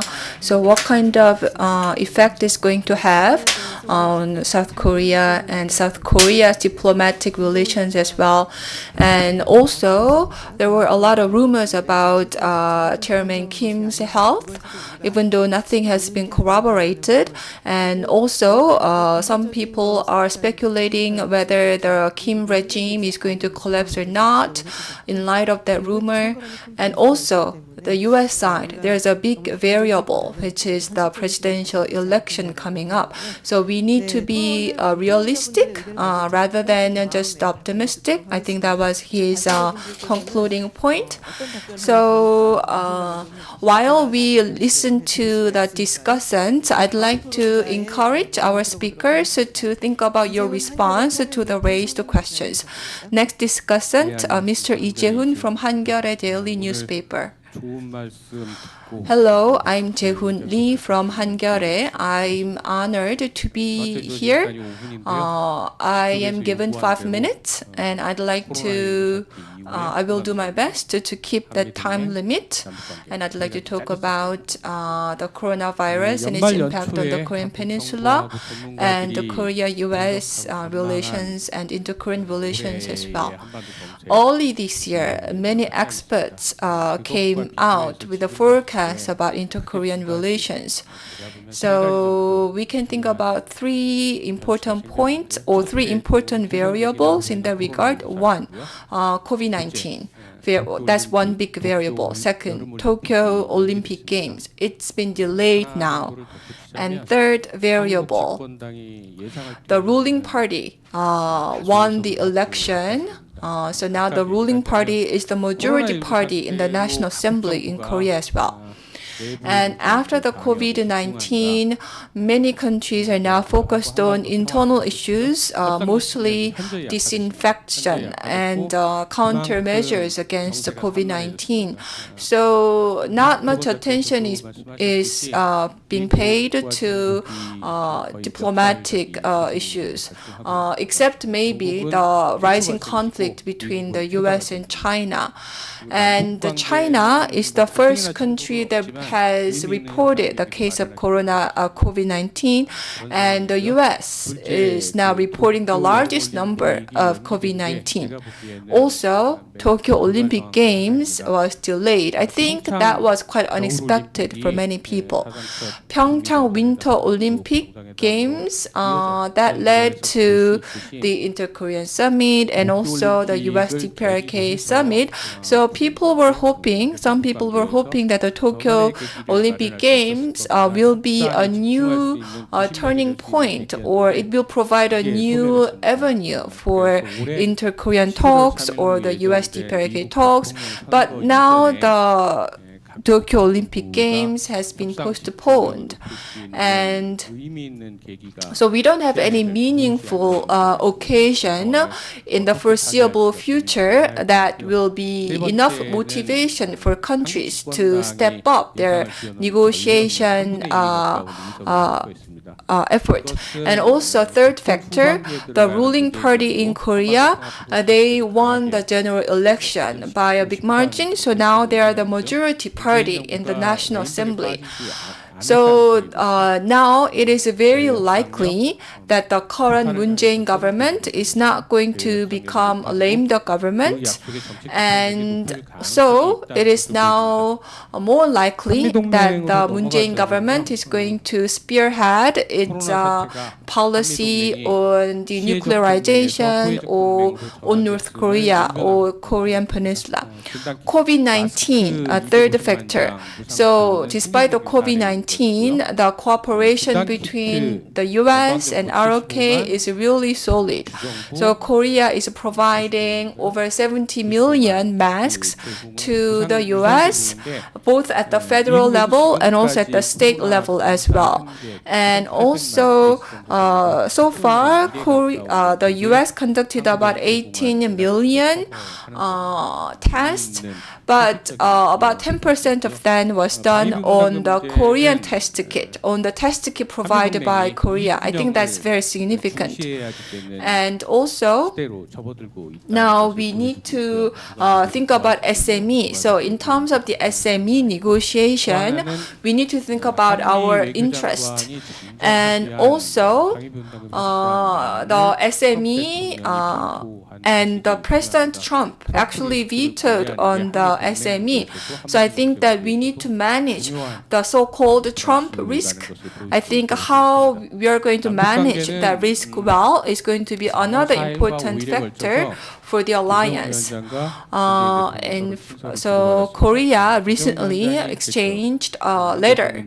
So a letter has been exchanged between Chairman Kim and President Moon. They wished each other's health and each other people's health as well. And they also mentioned that it's a bit disappointing that we can express only verbally our positive hope for each other.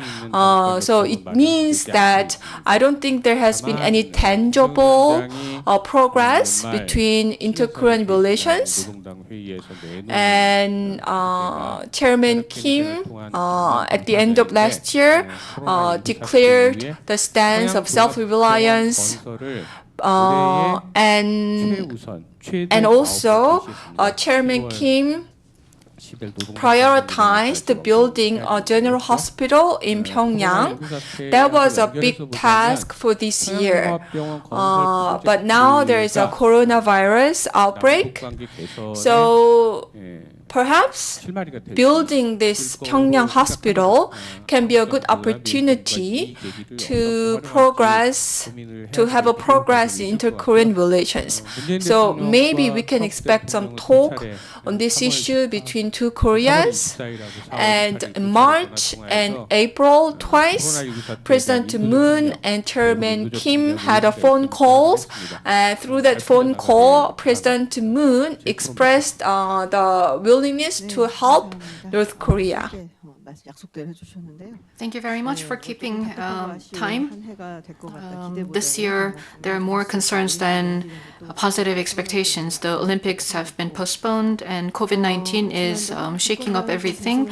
But the ruling party has won the general election. President Moon is going to be able to implement policies on the back of the support from the National Assembly, which may mean that there could be progress on the inter-Korean relations, because now the current administration has a driving force or support from the National Assembly.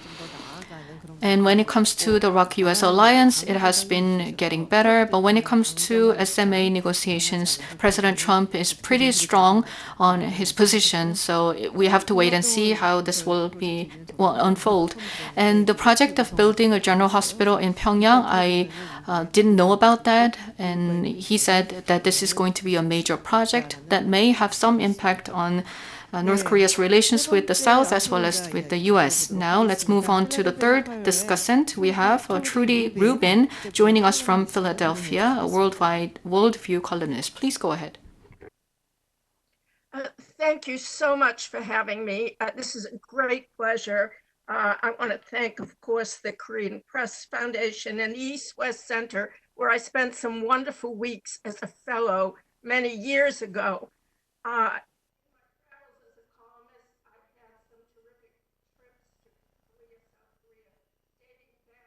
Exciting days in the mid-1980s, which dates me. I haven't been for much too long, but I have been writing a lot about South Korea in recent weeks because of its performance in beating back COVID-19. And I want to get back to that in a minute, because when it comes to US ROK relations, I think in the triangle of US, North Korea, South Korea, this has become the most important leg. I think we can assume from everything that's been said and from the fact that the elections are upcoming that there isn't going to be any progress on negotiations with North Korea before the US election. And we see that US-Chinese relations are worsening.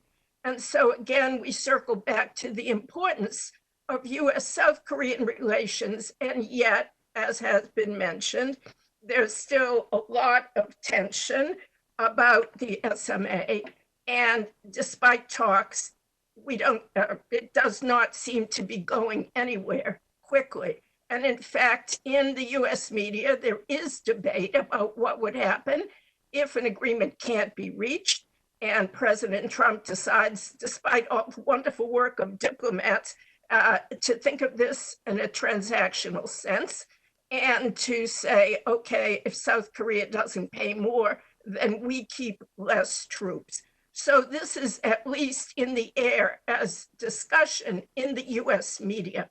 But what is also in the US media, and this fascinates me, is an incredible, lavish amount of praise for what South Korea has achieved in pushing back COVID-19. For weeks, the US press has been filled with stories about the South Korean success in the Atlantic, in the New York Times, in the Washington Post, in the Wall Street Journal, with titles like How South Korea Flattened the Curve, and South Korea shows that democracies can succeed against the coronavirus. I've written 3 columns on the subject. On March 12th, Trump should take a lesson from South Korea on coronavirus and get moving on testing now. On April 7th, how South Korea got face masks for everyone and Germany kept the death rate down. And on April 17th, lesson for America. South Korea proves you can hold a democratic election despite coronavirus. So the interesting thing to me, and I certainly don't have the answer because we don't have polling, is how will this affect American public opinion towards South Korea?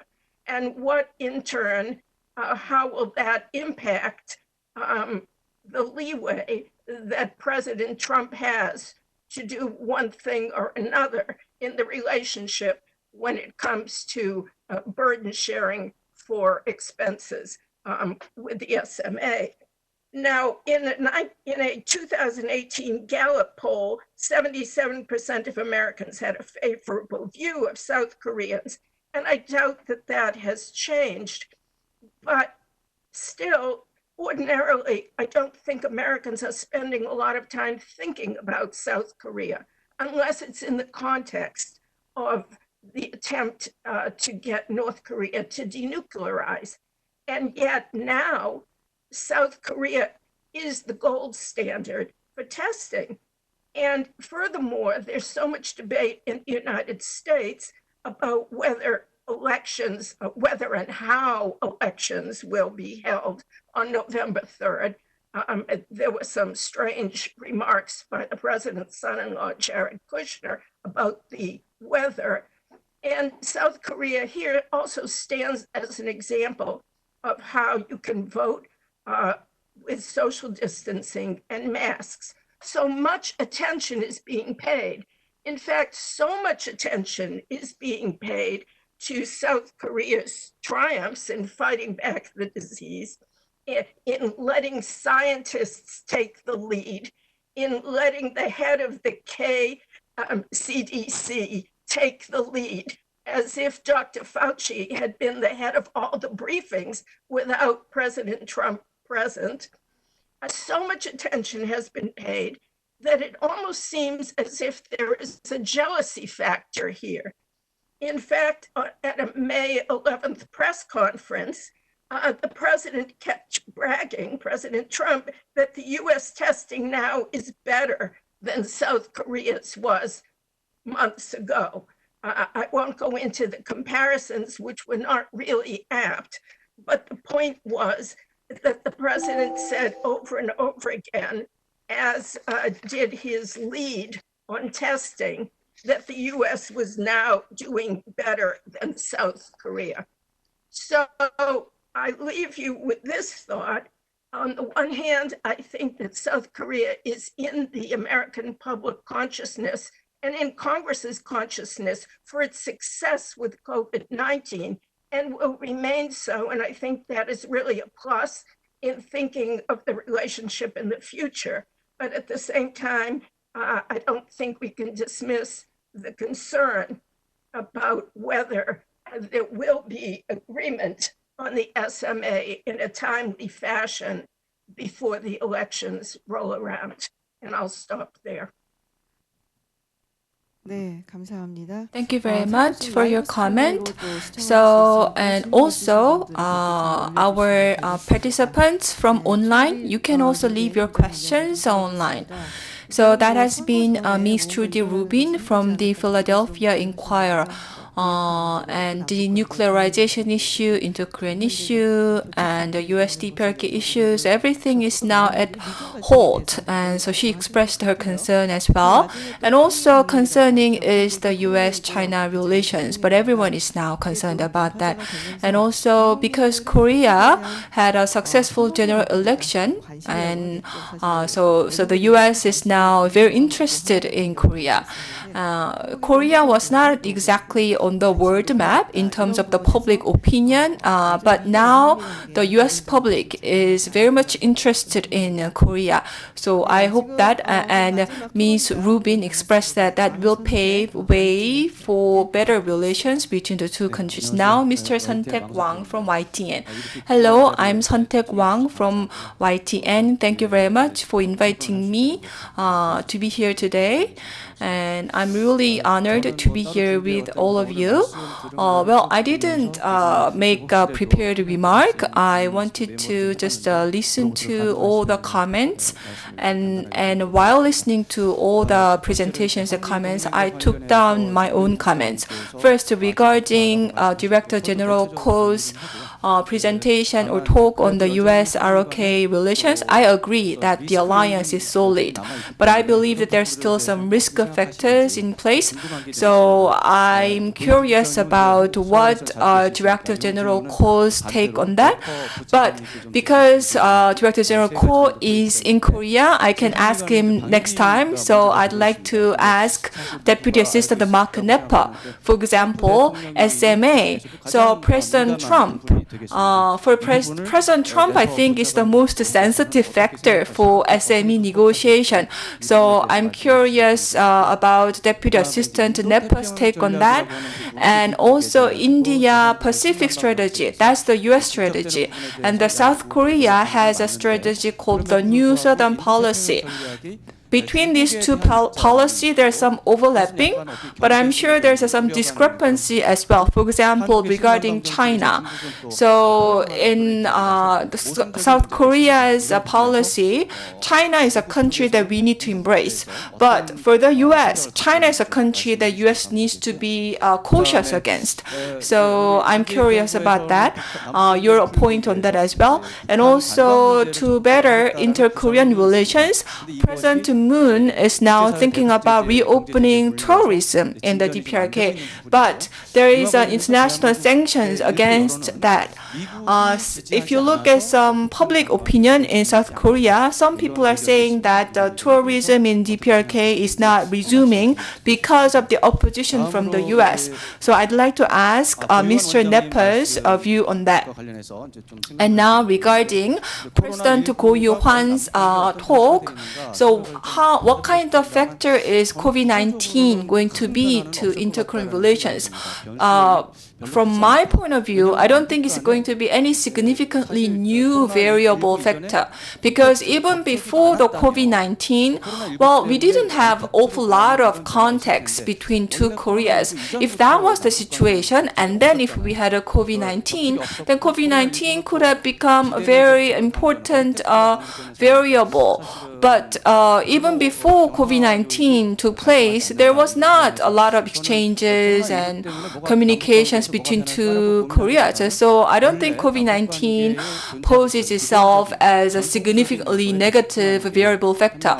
So I think that we need to just focus on what we've been doing so far, and also Peterson talked about the head-to-head confrontation declared by North Korea. Yes, it is North Korea's expression, but they have another expression. For example, head-on breakthrough. So head-on breakthrough can be interpreted differently depending on the context. For example, head-to-head confrontation, it assumes that the confrontation is against the US or against South Korea. But head-on breakthrough, that expression is more about making a breakthrough in economy, for example. So the context is slightly different. So I believe that depending on the context, maybe we can use either head-on breakthrough or head-to-head confrontation. And I believe that Chairman Kim is very much interested in economic development. And also, two heads of state between two Koreas, they exchanged letters. So it was a confirmation of the trust between two Koreas. But right after that, Chairman Kim also issued his own statement. So I'm not so sure. So maybe we need to have a more reserved stance regarding North Korea. And Dr. Marcus Noland, I listened to your assessment on North Korea. Thank you very much. But I believe that North Korea under the Kim Jong-un is very different from North Korea under Kim Jong-il. Because earlier,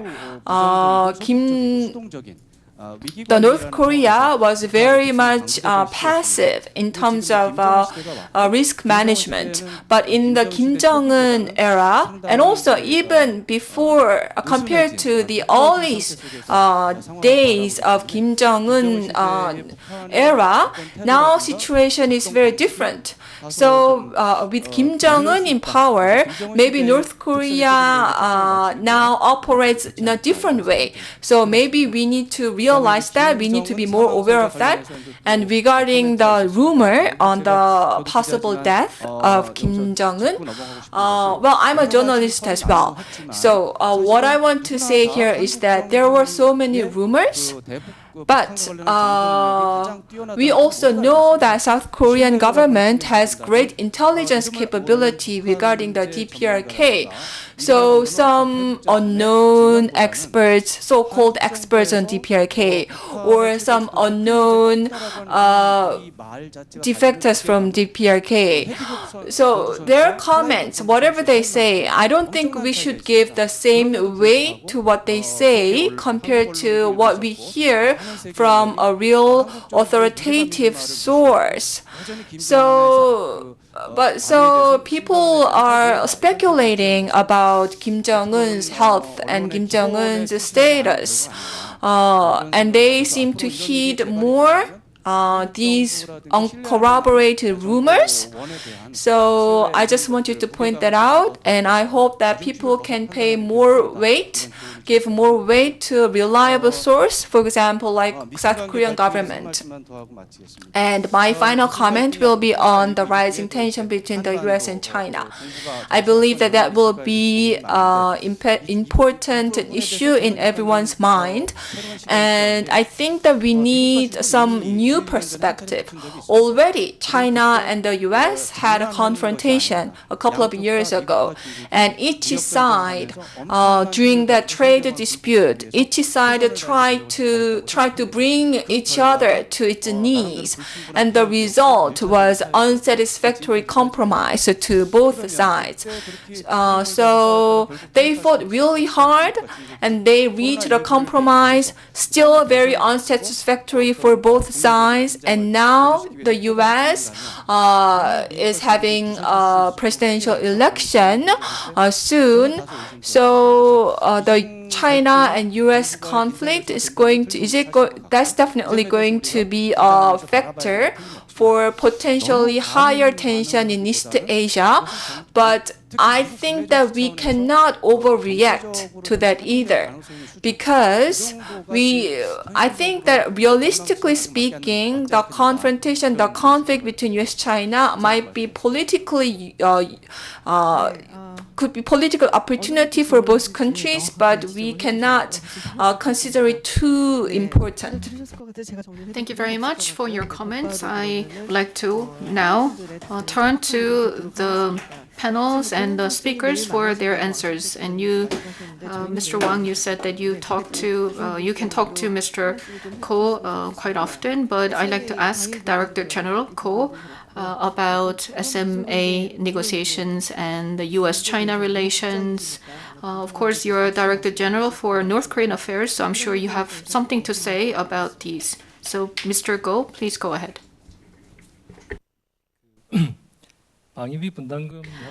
Regarding SMA negotiations, many panel members and the discussants raised issues about these negotiations, and there's the Trump risk, and there are many things going on regarding this, and there are many analyses out there. But what I want to say here is that the negotiation is ongoing. It is underway. It's not over yet.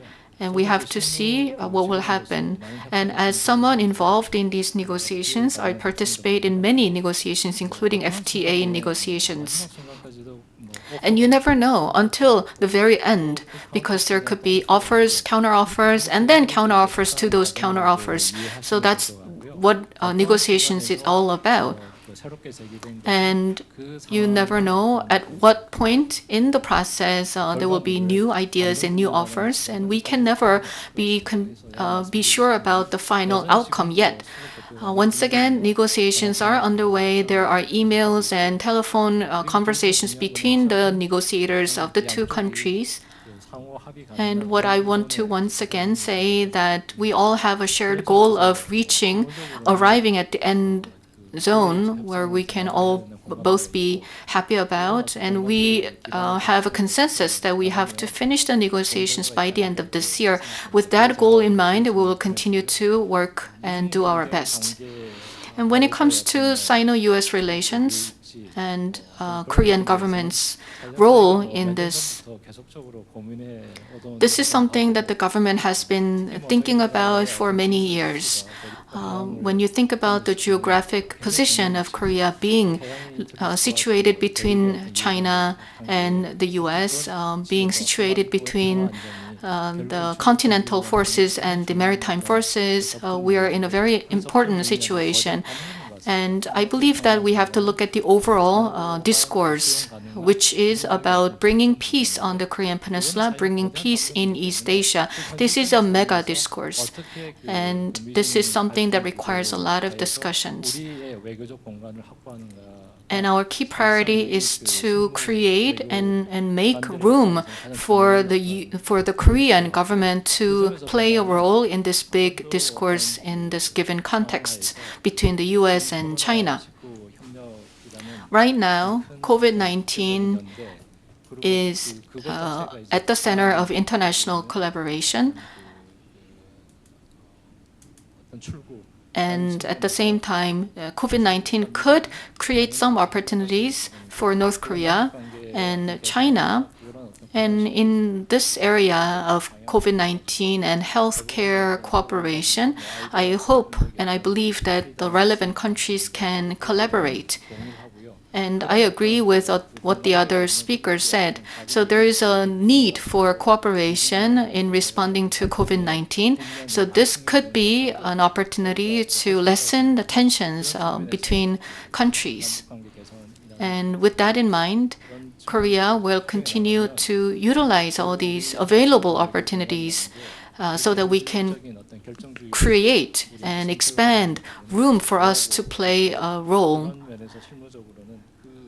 And so with that in mind, at the working level, we will continue to try to expand that room for us. Thank you. 부차관보님 말씀드리도록 하겠습니다. Thank you very much. And now, Deputy Assistant Knapper, regarding SMA as well, I understand it could be a sensitive issue because President Trump is faced with a re-election, and also any overlapping area between Korea's new southern policy and the U.S. Indo and Pacific strategy as well. So here, Korea emphasize economic cooperation. Is it something acceptable to the U.S.? Yes, thank you. So I really appreciated Director General Go's comments about the SMA, and I totally agree that, as I said earlier, this is a negotiation that's underway. We are committed to reaching a deal. But, President Trump has made very clear, and he made this clear from even, during his election campaign, that he wanted to working with our allies to figure out a way to have a fairer share of the burden among allies, not just South Korea, but others, whether Northeast Asia or Europe, to lessen the burden on the American taxpayer. And so that's what we're doing.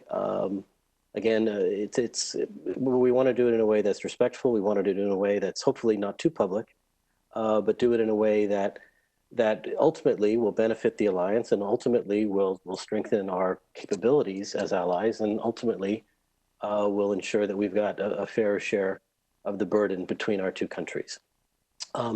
As for the overlap between Indo-Pacific strategy, the United States Indo-Pacific strategy, and South Korea's new Southern policy, I mean, this is a very attractive opportunity for us.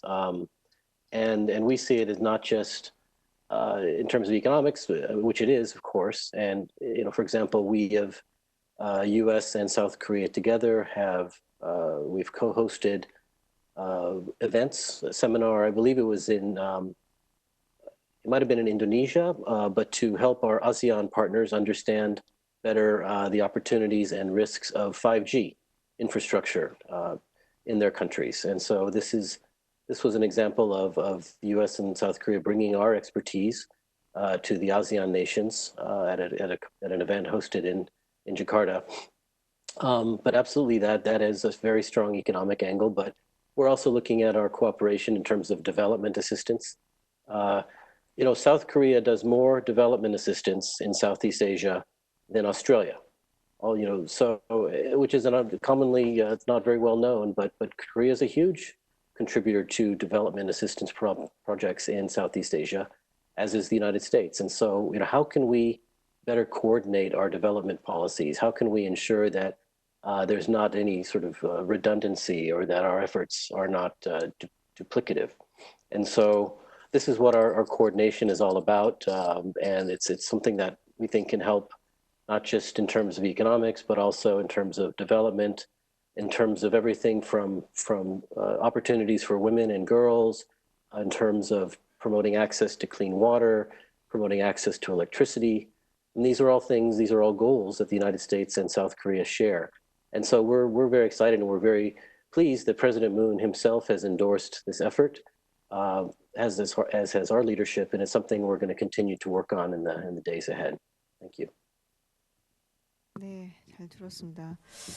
Thank you very much. Moving on, I'd like to invite President Ko Yu-Hwan to comment on some of the questions that were raised. And also there are voices that we have to do some reality check.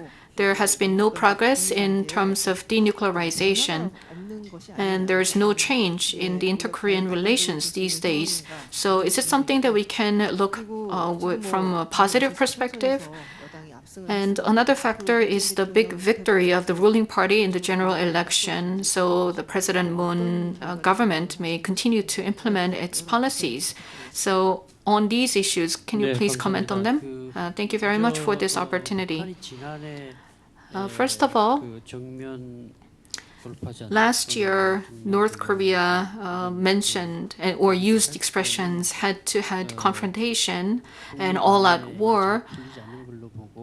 These comments were made based on the assumption that there would be no progress in the DPRK-US relations and the North Korea would continue to develop its nuclear weapons. So this could signal a confirmation of North Korea's position. While COVID-19 is currently covering what's actually going on in North Korea, we believe that North Korea is strengthening its nuclear capabilities and missile capabilities. Even though they are not conducting major tests, they are still continuing to conduct tests and doing research to strengthen their capabilities, even though they're not making any outright provocations. So we cannot just let down our guards. This is something that's still very much going on.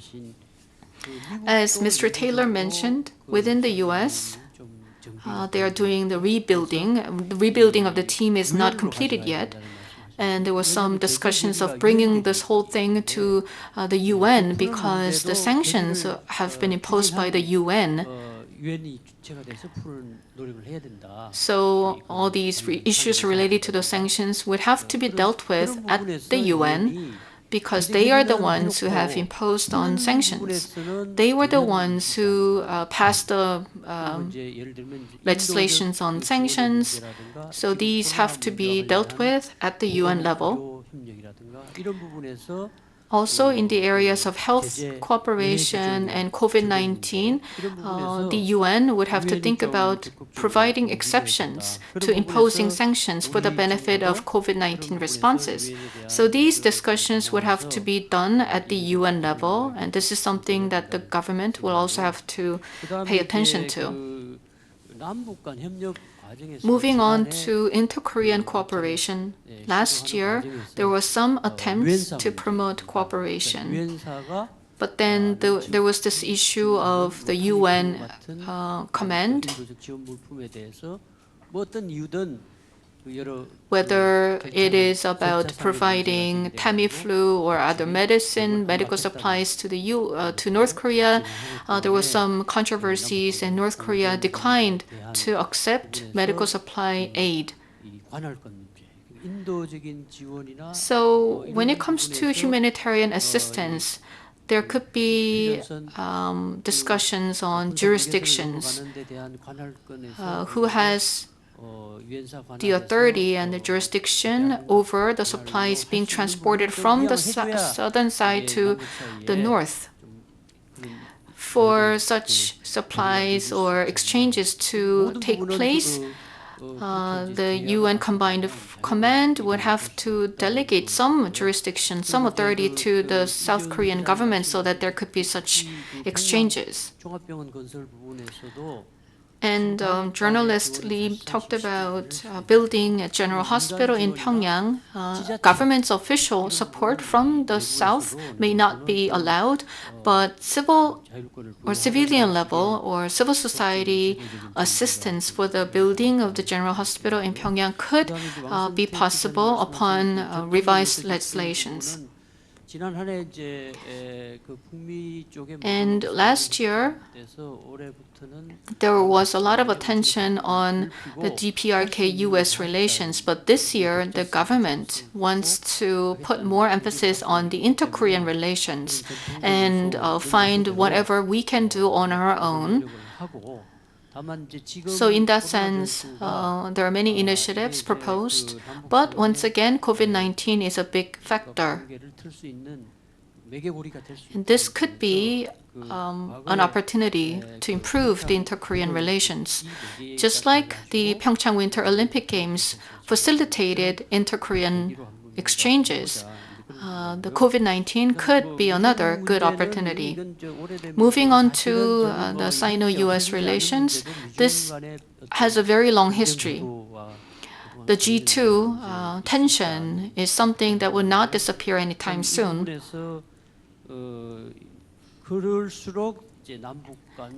And while there's growing tension between the US and China, Korea would have to build up its own strength internally so that we can continue to maintain our position. Thank you. 네, 마지막으로 마크스 Thank you very 노란의 much. 자료를 Last but not least, Dr. Marcus Noland. 좀 드릴까 합니다. 김정은 시대는 좀 다르지 않냐? So maybe Wonderful set of comments. I would just like to quickly make 3 points. A couple of the commentators mentioned the issue of rising tensions between the United States and China. And Dr. Kim mentioned that we're going to have an election here in the United States in November. Some colleagues of mine at the Peterson Institute have been doing a project on economic nationalism. And what they've done is they've gone through an enormous number of countries and examined the political platforms or manifestos of the leading political parties in these countries and scored them on a variety of criteria. And in the case of the United States, there are differences between the Republicans and Democrats, and those differences have widened over time. But the single criterion in which the difference between the two parties is the greatest is on the issue of international cooperation, where the difference is really quite stark. In essence, Republicans don't believe in it and Democrats do. Now, there are many issues in the world that, whether you have a lot of international cooperation or not, is probably not essential to the outcome. But if you are interested in denuclearizing the Korean Peninsula or having a peace regime or ending the Korean War, multilateral cooperation is absolutely essential. So in that case, the election in the United States could have a significant impact on the developments in the peninsula. Mr. Taylor and Mr. Hwang also raised the issue of Kim Jong-il's disappearance. Mr. Hwang said that we should listen to authoritative sources like the South Korean government and not so-called experts. Well, former Vice President Mondale once told me that anyone who calls themselves an expert on North Korea is a liar or a fool. So personally, I never call myself an expert on North Korea. But what I think we can say, and Dr. Kim could probably correct me on this, is that the academic political science literature on succession or power transitions in authoritarian systems indicates that hereditary systems are relatively stable. And the reason is the hereditary nature of the transfer of power creates a rallying point for the rest of the elite, who have an enormous stake in the status quo. And in the case of North Korea, if North Korea were to disappear, obviously the North Korean elite would not be in good shape. Or if there were some kind of regime change or revolution, again, they would not be in good shape. Their whole status and position derives from their relationship to the incumbent regime. So if Kim Jong-un were to die or be incapacitated, my guess, and it's just a guess, is that the rest of the elite would probably rally around Kim Yo-jong. Now, while those types of transitions tend to be relatively stable, in the case of North Korea, each of the successions has been telescoped. Kim Jong-il spent decades preparing for power, and people who know more about this than I do tell me that for the last 10 years of Kim Il-sung's life, Kim Jong-il effectively acted as prime minister, running the country on a day-to-day basis while Kim Il-sung kind of presided. The preparation of Kim Jong-un was obviously much shorter and was really accelerated after Kim Jong-il had a stroke. In the current situation, there's no child who is prepared to take power. And so one gets the sense that while these systems tend to be relatively stable, in the case of North Korea, if anything were to happen relatively soon, this transition would be more hazardous than the previous one, which in turn was even more hazardous than the first one. Finally, Mr. Lee mentioned the hospital that is being built in Pyongyang. This could be an ideal venue for North-South cooperation. Though the cynic in me, or maybe I'm not cynical, maybe I've just been watching North Korea too long, has the following, would make the following forecast or prediction. North Korea would be interested in cooperation. North Korea would not accept any engineers or designers because it wouldn't want to be seen as accepting any kind of teaching or instruction from South Korea, but would be very happy for South Korea building materials. So cement, steel, and so on would be welcomed. The question is whether they would be used for their intended purposes or diverted to other purposes. It may be the case that the Pyongyang hospital is sufficiently a high profile or high prestige project that the donated building materials would actually be used for their intended purposes. 감사합니다. I think you're neither liar nor fool. You're just an expert. 그리고 이제는 플로어 질문을 좀 받도록 하겠습니다. Now I'd like to open the floor for questions. If you have any questions, please raise your hand. 마이크 전달해 주세요. 네. We will hand over the mic. And please identify your name and your affiliation. Thank you. My name is Don Kirk. I'm a journalist, been here a long time. I just wanted to ask Professor Ko a question about the leadership issue.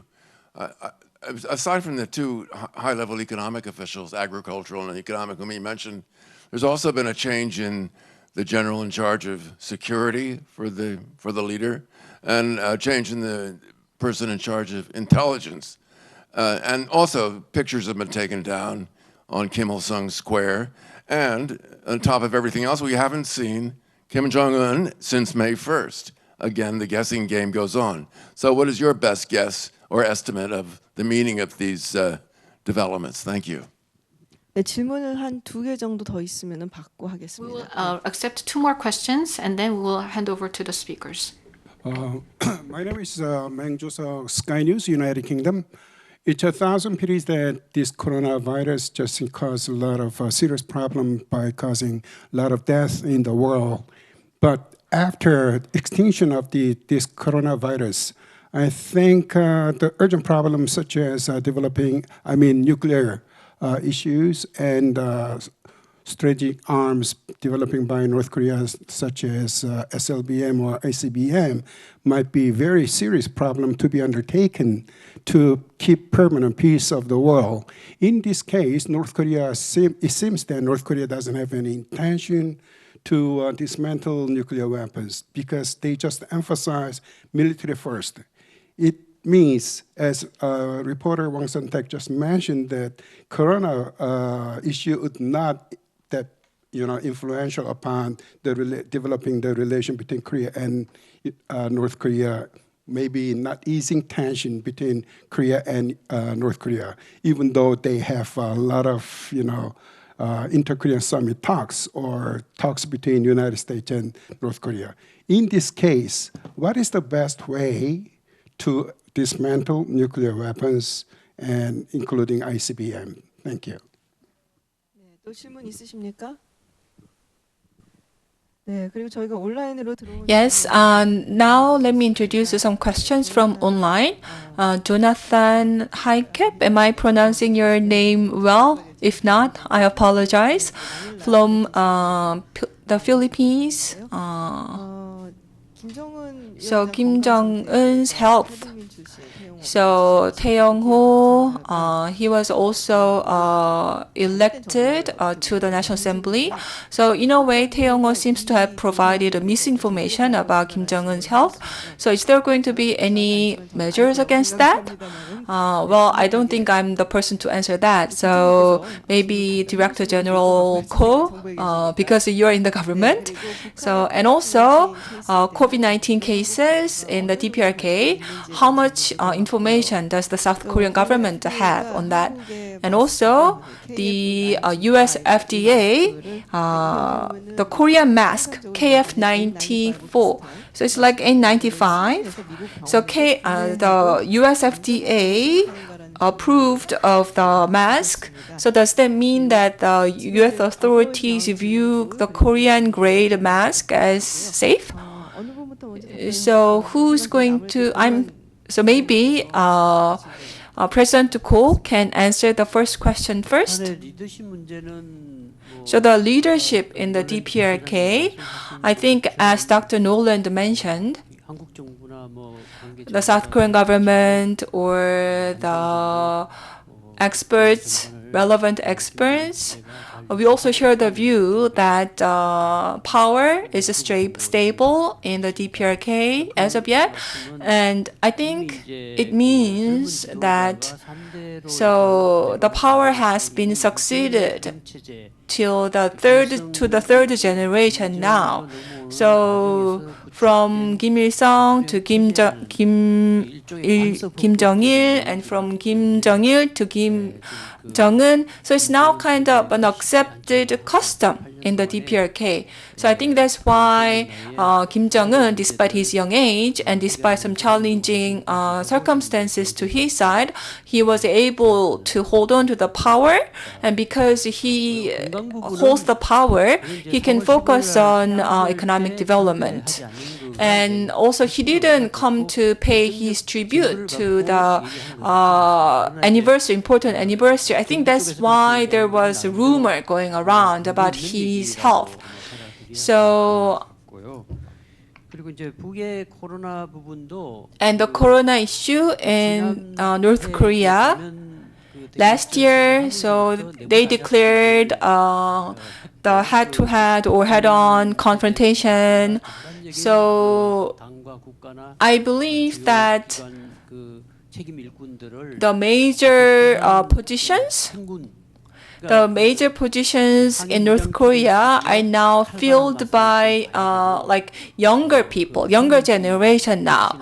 So I think the declaration was perhaps also to imbue these younger generation leaders with the spirit of older fighters, like those who endure the hard march or who fought in the mountain Baekdu in the previous generation. So I think that was the spirit in which he declared those remarks.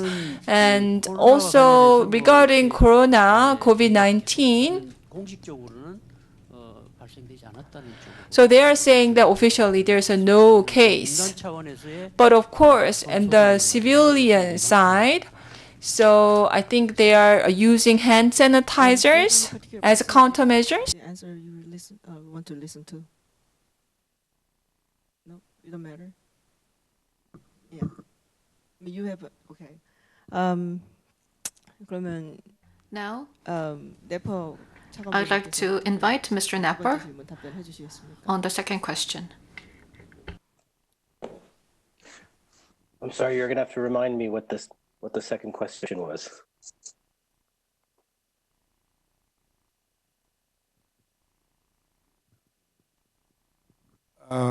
What is the process to dismantle North Korea's denuclearization to keep permanent peace of the world, since North Korea doesn't have any intention to dismantle?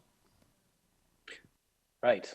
Well, I'm not going to try to guess or divine what North Korea's intentions are.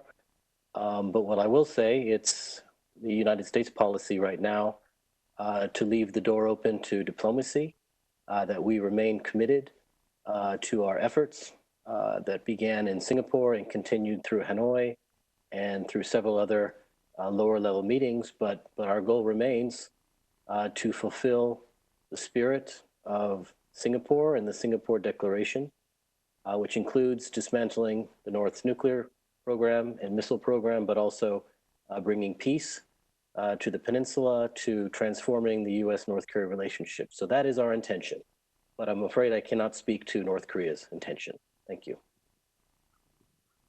네, 국장님, 저희 정부에서 Thank you very much. Now, Director General Ko. Any comments from the government on Mr. Tae Young-ho's comments? Well, I'm not in a position to express anything, but within my capacity, I would like to say a few words. As you may know, we individuals in Korea have freedom of speech, and they are free to say whatever they want to do, unless they would lead to some defamation or libel. But other than that, every individual in Korea is able to say whatever they want to do. And as lawmaker-elect Mr. Tae, he has some influence. So what he says would have some influence. So I understand that within the party, there was some concerns and some issues raised about Mr. Tae's statements. And I understand that Mr. Tae expressed regret over his comments that he made openly. But once again, our constitution guarantees the right to speech, freedom of speech. Korea's intelligence on DPRK's COVID-19, what's the level of the intelligence that Korea has? Well, to my knowledge, North Korea officially said that there is no COVID-19 case on numerous occasions.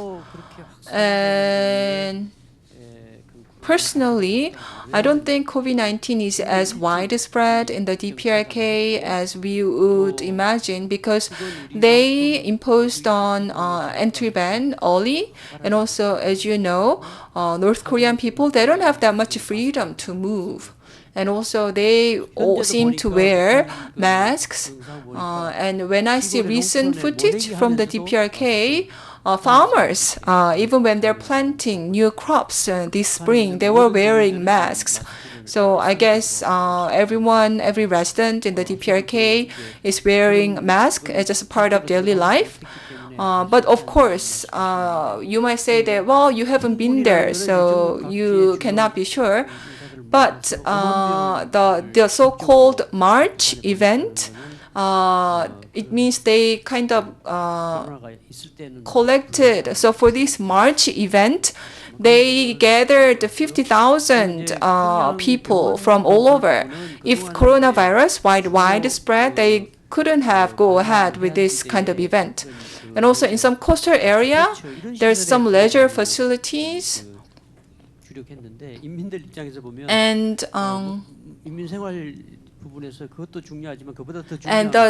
Kim Jong-un seems to focus on kind of leisure facility development previously, but now he seems to be focused on more overall development. And also, but of course, infectious disease, it can be a factor, and it can be a factor for inter-Korean relations. For example, African swine fever, that can also spread cross-border. So because of that, perhaps it could be an opportunity for inter-Korean cooperation to prevent the spread of infectious disease. Thank you very much. It's about time to conclude today's webinar. It's been more than 2 hours. I'd like to say thank you to the speakers and discussants joining us from abroad as well as in Korea. Thank you very much for joining us from all over the US. And I would also like to express my gratitude to the audience as well as those who are watching on YouTube. The COVID-19 pandemic and the two Koreas, this webinar is now finished. Thank you very much.